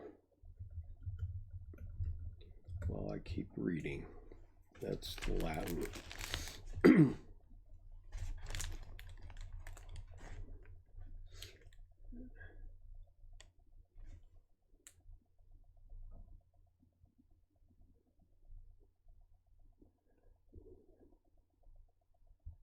Bernard said, I used to want to be an architect until I realized how difficult it is to be a successful one. Sean, not a water cure, but a psychological renewal of personality. Is that right? Yeah, renewal of personality. That's key. Okay. So, anyway, going on. Paragraph 186. The way this can be done is best shown by those cases in which the other voice is more or less distinctly heard. For such people, it is technically very simple to note down the other voice in writing and to answer its statements from the standpoint of the ego. It is exactly as if a dialogue were taking place between two human beings with equal rights, each of whom gives the other credit for a valid argument and considers it worthwhile to modify the conflicting standpoints by means of thorough comparison and discussion, or else to distinguish them clearly from one another.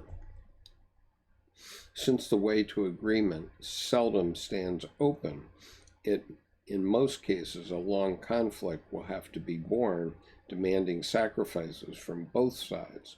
Such a rapprochement could just as well take place between patient and analyst, the role of devil's advocate easily falling to the latter. The present day shows that appalling clarity. Paragraph 187. The present day shows with appalling clarity how little able people are to let the other man's argument count, although this capacity is a fundamental and indispensable condition for any human community. Everyone who proposes to come to terms with himself must reckon with this basic problem. For, to the degree that he does not admit the validity of the other person, he denies the other within himself the right to exist, and vice versa. The capacity for inner dialogue is a touchstone for outer objectivity. And so I put a pink arrow on that because that's the point of why I'm trying to wear purple these days instead of red or blue, because I'm recognizing that those who would vote differently from me are also Americans, and I must give them equal time. And if I do that, then I'm also doing that within my own psyche. It's difficult to do, and it's especially difficult to do when you're pulled one way or another by the cable news people. So, paragraph 188.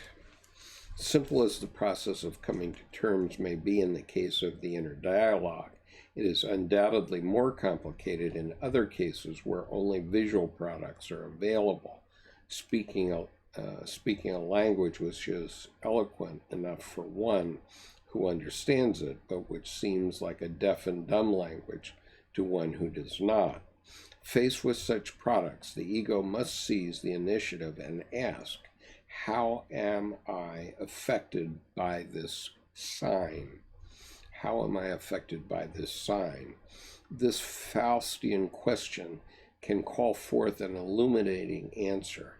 The more direct and natural the answer is, the more valuable it will be, for directness and naturalness guarantee a more or less total reaction.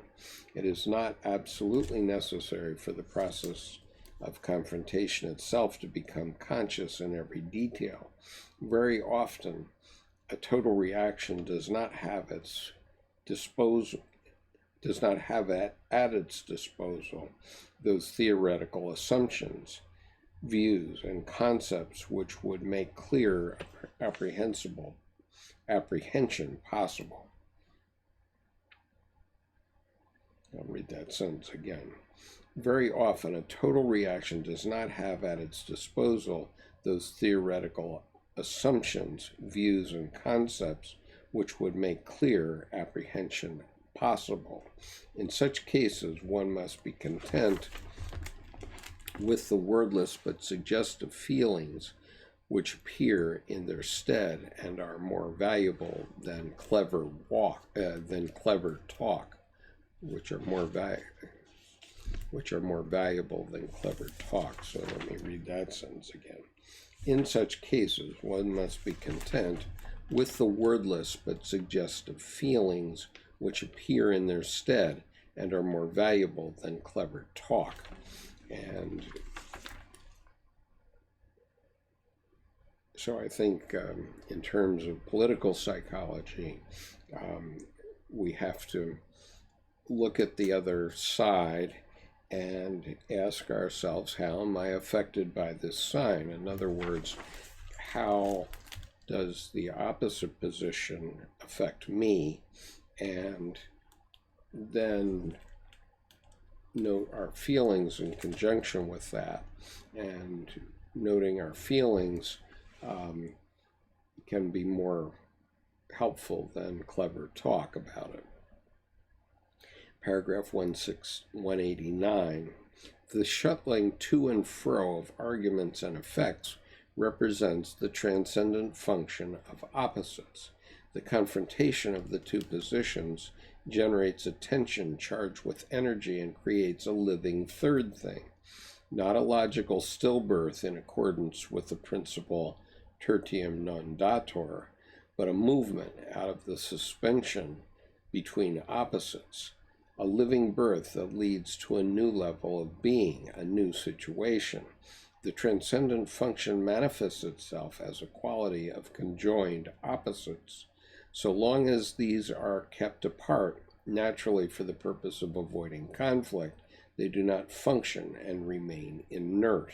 So, in other words, just watching one channel or another on cable news is not going to change anything. It just keeps our situation inert. And let me put this other Latin term here, tertium non data.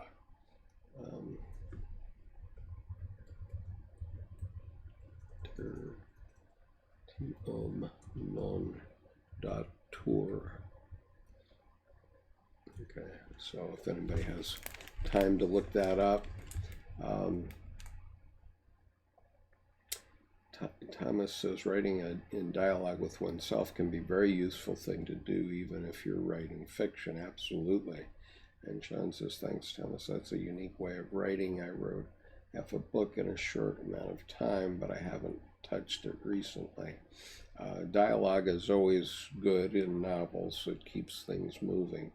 And Grenade says, it's odd that memories are formed by the ego to tell a story to itself, but things from the unconscious are forgotten as quickly as they are realized. The ego might try to explain and form memories around the unconscious experiences like dreams and such, but to weak effect.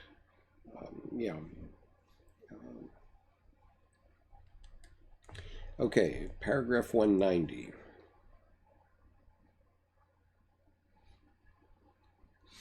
In whatever form the opposites appear in the individual, at the bottom it is always a matter of consciousness lost and obstinately stuck in one-sidedness, controlled with the image of instinctive wholeness and freedom.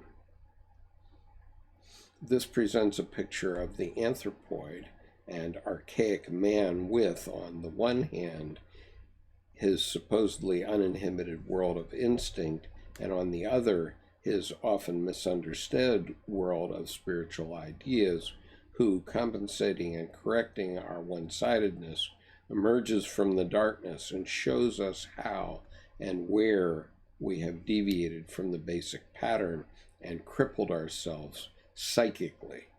That is a long sentence. I will read it once again. In fact, I will read the paragraph once again. Paragraph 190.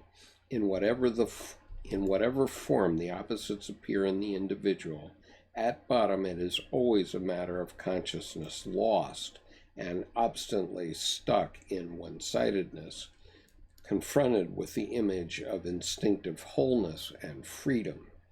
This presents a picture of the anthropoid and archaic man with, on the one hand, his supposedly uninhibited world of instinct, and on the other, his often misunderstood world of spiritual ideas, who, compensating and correcting our one-sidedness, emerges from the darkness and shows us how and where we have deviated from the basic pattern and crippled ourselves psychically.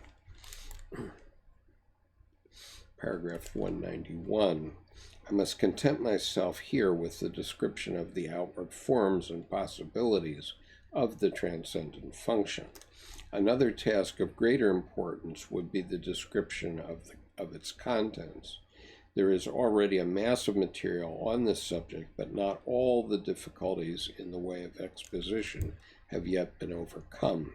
A number of preparatory studies are still needed before the conceptual foundation is laid, which would enable us to give a clear and intelligible account of the contents of the transcendent function. I have unfortunately had the experience that the scientific public are not everywhere in a position to follow a purely psychological argument, since they either take it too personally or are bedeviled by philosophical or intellectual prejudices. This renders any meaningful appreciation of the psychological factors quite impossible. If people take it personally, their judgment is always subjective, and they declare everything to be impossible, which seems not to apply in their case, or which they prefer not to acknowledge. They are quite incapable of realizing that what is valid for them may not be valid at all for another person with a different psychology. We are still very far from possessing a generally valid scheme of explanation in all cases. Paragraph 192. One of the greatest obstacles to psychological understanding is the inquisitive desire to know whether the psychological factor adduced is true or correct. If the description of it is not erroneous or false, then the factor is valid in itself and proves its validity by its very existence. One might just as well ask if the duck-billed platypus is a true or correct invention of the Creator's will. Equally childish is the prejudice against the role which mythological assumptions play in the life of the psyche. Since they are not true, it is argued they have no place in a scientific explanation, but mythologems exist even though their statements do not coincide with our incommensurable idea of truth. Okay, so I just want to emphasize this paragraph for one reason. Here the duck-billed platypus comes up again, and the duck-billed platypus is addressed in paragraph 63 of Ion as well, where Dr. Jung is pointing out that no matter what you say about a duck-billed platypus and whether it makes sense or not, nonetheless it exists, and it is. And also, Dr. Jung's reference in paragraph 752 of Answer to Job, where he points out that all religious statements of whatever kind are statements of the psyche and not statements of the physical world. And so, in that sense, as statements of the psyche, they are all true. So therefore you can leave your rationality at the door when you're talking about the virgin birth and the ascension into heaven and various other things, because or whether Job actually saw God in the whirlwind. The argument that they physically never happened is totally irrelevant because they are psychic facts, and that's the point. So let me read this again to you. One of the greatest obstacles to psychological understanding is the inquisitive desire to know whether the psychological factor adduced is true or correct. If the description of it is not erroneous or false, then the factor is valid in itself and proves its validity by its very existence. One one might just as well ask if the duck-billed platypus is a true or correct invention of the Creator's will. Equally childish is the prejudice against the role which mythological assumptions play in the life of the psyche. Since they are not true, quote unquote, it is argued that they have no place in a scientific explanation, but mythologems exist even though their statements do not coincide with our incommensurable idea of truth. And so here I think what he's talking about is truth in the physical world. And he clarifies this later on, 40 years later, when he has the statement in Answer to Job in paragraph 752. Okay. Paragraph 193. As the process of coming to terms with the counterposition has a total character, nothing is excluded. Everything takes part in the discussion, even if only fragments become conscious. Consciousness is continually widened through the confrontation with previously unconscious contents, or, to be more accurate, could be widened if it took the trouble to integrate them. That is naturally not always the case. Even if there is sufficient intelligence to understand the procedure, there may yet be a lack of courage and self-confidence, or one is too lazy mentally and morally, or too cowardly to make an effort. But where the necessary premises exist, the transcendent function not only forms a valuable addition to psychotherapeutic treatment, but gives the patient the inestimable advantage of assisting the analyst in his own resources, on his own resources, and of breaking a dependence which is often felt as humiliating. It is a way of attaining liberation by one's own efforts and of finding the courage to be oneself. And so that is the end. And so if you gain the confidence of listening to your unconscious, be it through painting or writing a dialogue between yourself and your ego self and your unconscious self, your God image, or dance or whatever it may be, then you have you develop the courage to be yourself and to understand what yourself, your deepest archetype is communicating to you. Let's see. So, Jung says, tertium non datur, third party. So let's look at what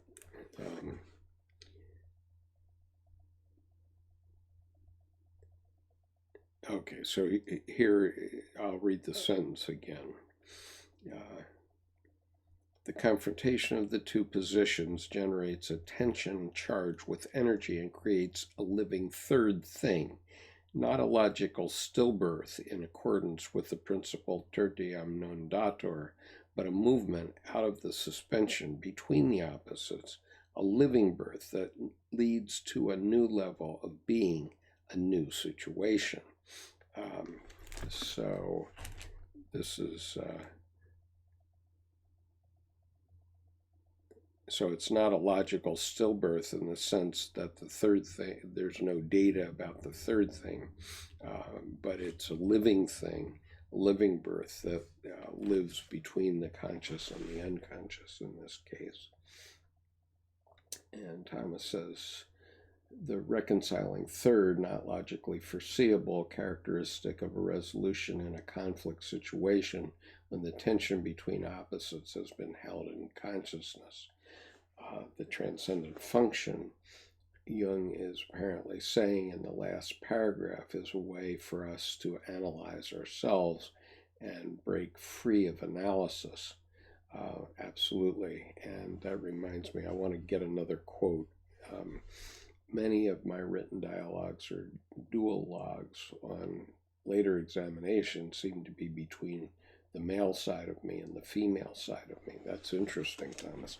I'll be right back. Give me 1 minute. I need to get another quote.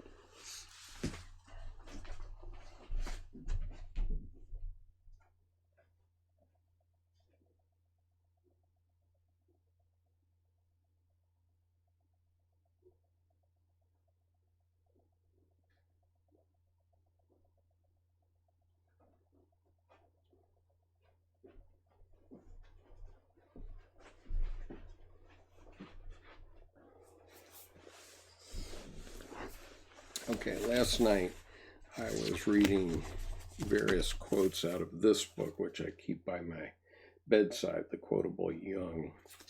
And this is also by Princeton Press.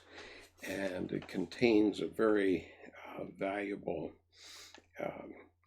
excerpt from a letter that Dr. Jung wrote, which basically gives permission for us, if we're smart, to break free from the dependence upon an analyst and to understand ourselves. And so I wanted to emphasize that here. Dr. Jung says, and he's communicating with another individual, he says, "You are not only informed enough, but also intelligent enough to go on for a long stretch on the assumption that I'm buried and that there is no analyst for you under the changing moon except the one that is in your own heart. As you will understand, this does not mean at all that you analyze and interpret your dreams according to the rules of thumb, but that you do what we call in the German language confrontation with the unconscious, which is a dialectical procedure you carry through with yourself with the aid of active imagination. This is the best means I know to reduce an inordinate production of the unconscious. It doesn't seem right that a man like yourself is still dependent upon analysts. It is also not good for you, because it produces again and again a most unwholesome dissociation of your opposites, namely pride and humility. It will be good for your humility if you can accept the gifts of your unconscious guide that dwells in yourself, and it is good for your pride to humiliate itself to such an extent that you can accept what you receive. I don't intend to behave as if I were a corpse already. I'm therefore quite willing to help in your attempt in this direction, but I refuse in your own interest to plague myself with your material, which is only helpful when you acquire its understanding by your own effort. Pride is a wonderful thing when you know how to fulfill its expectations.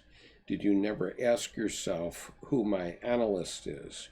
Yet, when it comes to the last issue, we must be able to stand alone vis-a-vis the unconscious, for better or for worse." And that's from a letter to a Mr. O, dated April the 30th, 1947. It's from Letters, Volume 1, page 459. And so, notwithstanding all of Dr. Jung's warnings about going into active imagination, here he is saying that you ought to go into active imagination. And so I think with appropriate caveats, I mean, Dr. Edinger had the best metaphor for talking about this, which is if you go into active imagination and you pull up a fish, as long as your boat is big enough to handle the fish, then you're fine. But if you find you have hooked a fish that's too big for your boat, then let that one get away. And his metaphor for that is his book on Moby Dick by F. Edinger. But the point is, we can go and test the spirits and actually seek information from our unconscious, but we simply have to be aware that if what's coming through from the unconscious is too much or too big or too frightening for us at this point in time, then that's a fish that's too big for your boat and you ought to cut it loose. But at the same time, you can still pull in some pretty big fish that are very helpful, and you can integrate them by eating them. And so I would urge you to do that.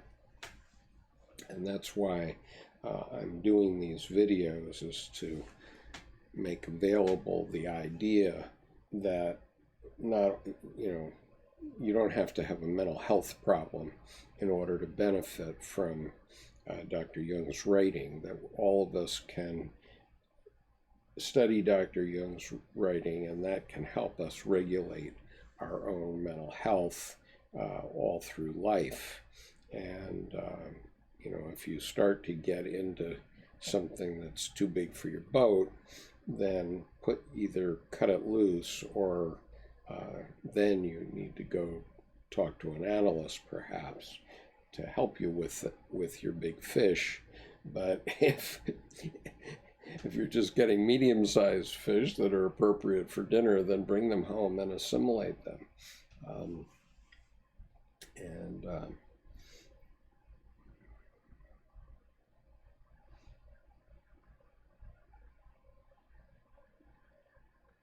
Sean says, to take back your individuality that was sacrificed as a child, I believe that through the opposites, people will see a path that is linked to suffering. Well, it is, because all life is suffering, and we have to remember that we're problem-solving creatures, that we were made for problem-solving, and we have to solve problems every day, whether they're the problem of should I go to the bathroom now, or where am I going to get my next meal. Those are problems we all face every single day. And or do I need a drink of water right now? Yes, I do. So those are everyday problems, and we are problem-solving creatures. So very often those problems cause us suffering in one way or another, but that's what we're about. That's what being a human being is about, is solving those problems. In fact, it's what being alive is about.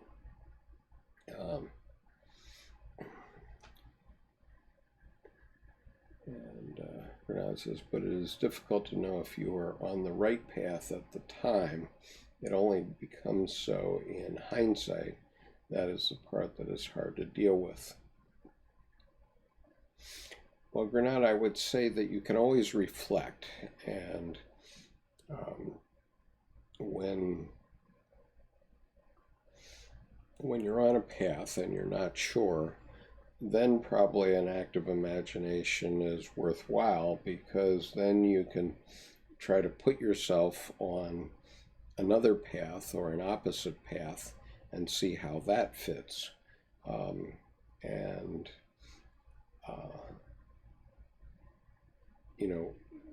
In the end, we have to build up our ego, and so in the end, we have to make mistakes.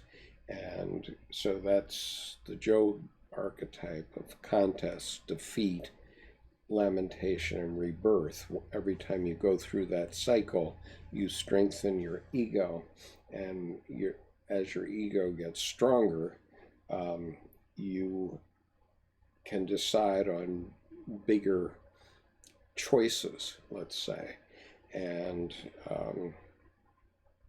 then every time you make a mistake, remember, my dictum is, if you're not making a mistake every day, you're not trying hard enough, because you have to go through these the cycle, this Job archetype of contest, defeat, lamentation, and rebirth, and you get reborn many times, maybe even many times in a day. And so as you do that, you find the path. You actually find the path. And it's, much bigger than what you imagine. I mean, just to give you an example, I always wanted to be an international businessman, and I ended up, first of all, getting involved with weather stripping, and I thought, this is with really nothing product, but actually when I got into it, I was involved in a company that had production centers in 16 countries. It was weaving, it was extruding plastic and rubber, and it was molding plastic and rubber, and those were its products. And later on, I got involved with medical transcription, and that seemed like a stupid little task also. But ultimately, I ended up with a company that was producing business from 40 production centers in India, employing 6,000 people, which ultimately became a public company and bought the largest company in its industry. And so I wanted to be involved I wanted to start a company that ultimately became a public company, and I did it. And so, leaving aside whether either of the products is very important, actually they are very important. And so the reason I ended up in Saudi Arabia was because King Faisal Hospital in Riyadh wanted to be certified by the Joint Commission of American Hospitals organization, JCAHO, as a fully modern hospital. And at the time, it was the largest hospital between Athens and Singapore, and had about 1,100 beds. And so it's quite an important hospital, and it needed that certification to support its local area, which goes far beyond Saudi Arabia. But they had a problem, which was that they were 9 months behind in their medical transcription, and they weren't going to pass the certification unless somebody could save them. And they didn't have women typing in Saudi Arabia that could do the medical transcription. And so I brought my company in there, and we caught them up in a couple of months. And we did it by re-recording their dictations in the United States, sending the recordings to India, bringing them back to the United States typed, and then returning them to Saudi Arabia. It's a non-trivial task. It was a non-trivial task. And so ultimately we had 6,000 transcriptionists supporting 650 hospitals all over the world. It was a major IT activity, which then got me into healthcare and information technology. So even though a path may seem like a pissant little thing that you do, as you press forward on it, you make mistakes and you get yourself on the right path one way or another. I mean, the same thing is happening to me right now with this video, in the sense that, I had no idea when I started this YouTube channel whether I would get anyone to listen to me, but nonetheless, here I am, and there's 10 of you listening right now. And yesterday, when I read the first half of this essay, in the course of over an hour, there were 50 people that had heard all or part of what I was reading. And today, my guess is there'll be, when I check the stats, it'll be more than 50. And then you can check how many hits I get on any given video on the front page of the YouTube channel. And so things build up. And so I've made plenty of mistakes. I still make mistakes every day in terms of how I do this channel. But nonetheless, by making those mistakes, I have been improving the product right along and attracting an audience because you're listening to me. And so don't worry about getting on the right path. Just get on a path and make mistakes. And as you do that, you're going to end up on the path that ultimately you'll call right. And John says, those uncertainties are special to you, and often the things we're afraid of about ourselves are what makes us different. Yeah, that's what I've been saying. And as a collective, this is truly where people shine through all our mistakes. Yeah, and the point is that we wouldn't be much of a collective if we were all the same. So, unlike some people in our society who want everybody to be the same and all of one race, let's say, or whatever, I cheer when I find people of different backgrounds with me because I'm going to learn something from them. And, all of the companies that I've been involved with have had multiple personalities from multiple cultural backgrounds, and I always learn things from them. And when I started to go to Saudi Arabia, for example, the person who took me there, or didn't take me there, but he invited me to come there and has been a friend ever since. And that's now, 17 years. He later became the CEO of the largest hospital in that part of the world, which was another hospital that was built during the time that I was working there.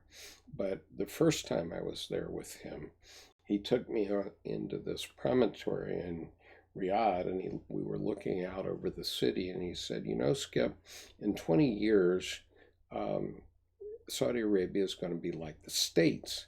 And I said, and I looked out over the scene, and I thought, wow, this really looks like the States now, because at that time, about half the cars in Saudi Arabia were American cars.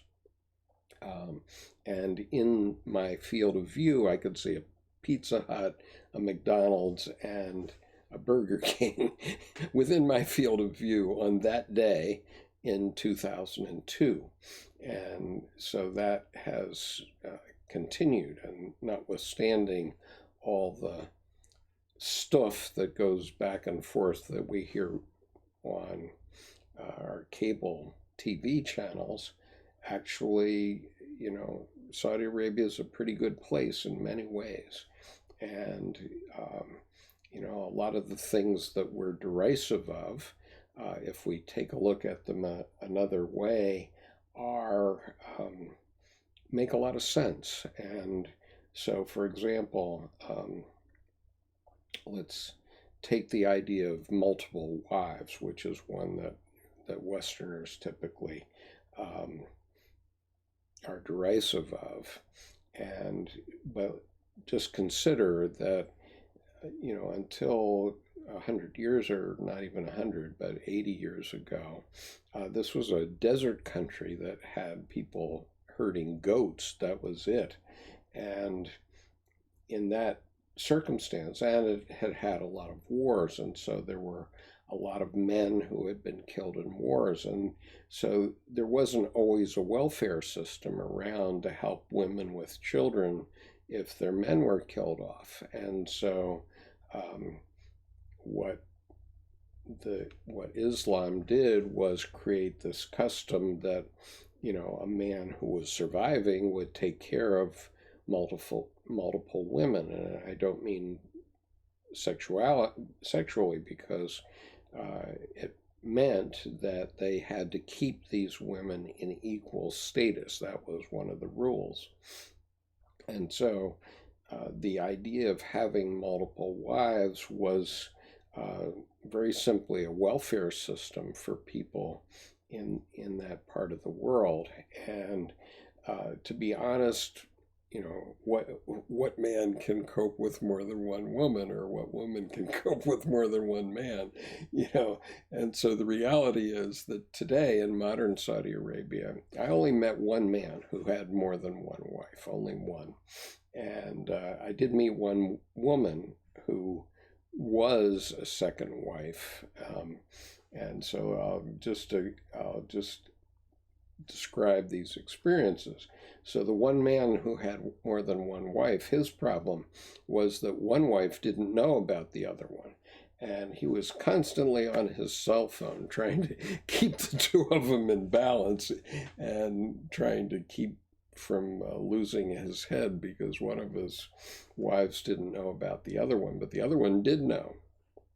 And I can tell you that his life was hell on earth, and it was not a good idea for him to have more than one wife.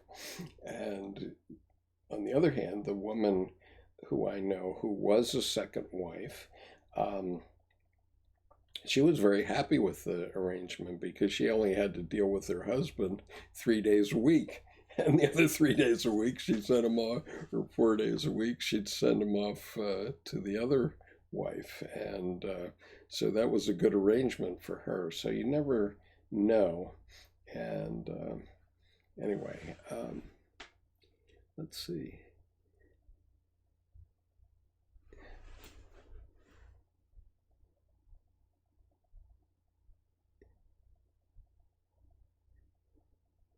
So, Granat says, if everybody was the same, life would be boring. There would be no reason to talk about anything either. And Thomas says, being open to what one's unconscious has to offer is important, isn't it?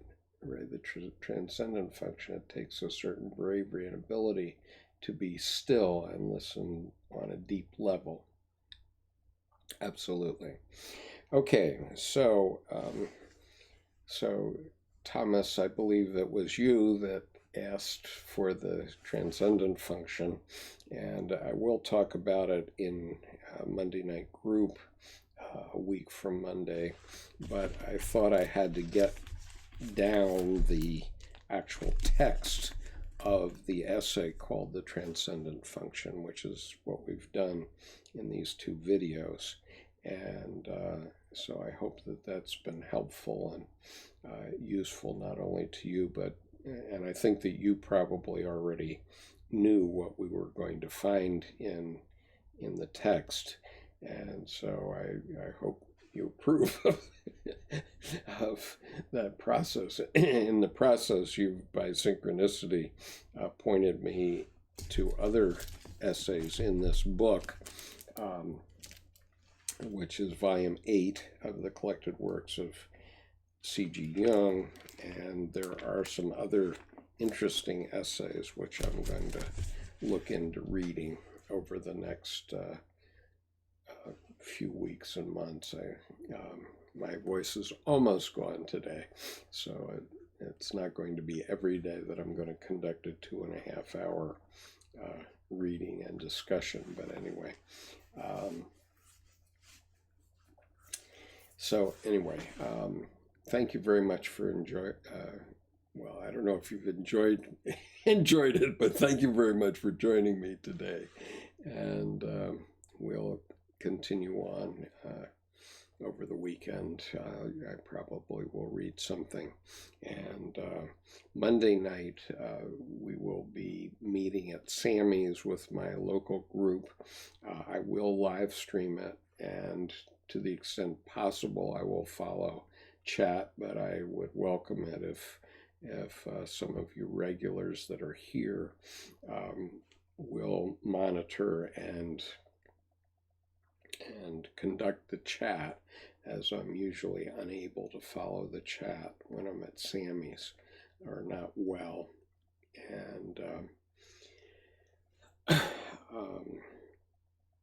And so if you will monitor, I mean, there's a monitoring system that prevents people from using defamatory comments on YouTube, but if on Monday evening at 8 p.m. when we launch the live stream, if you will continue to have your discussion, that will be great. I will try to come back and look at this discussion afterward if it's available to me. And last time when I lost the chat, one of you was able to give me the entire chat, which was very helpful. And so if you cut and paste the chat, just in case some of you do that, that will also be helpful. But anyway, I'm going to terminate for today because I can't speak any longer. So, and we now have a 2 hour and 30-minute video here, so I think we need to stop and give YouTube a chance to digest this. And so I'll see you soon. Take care now.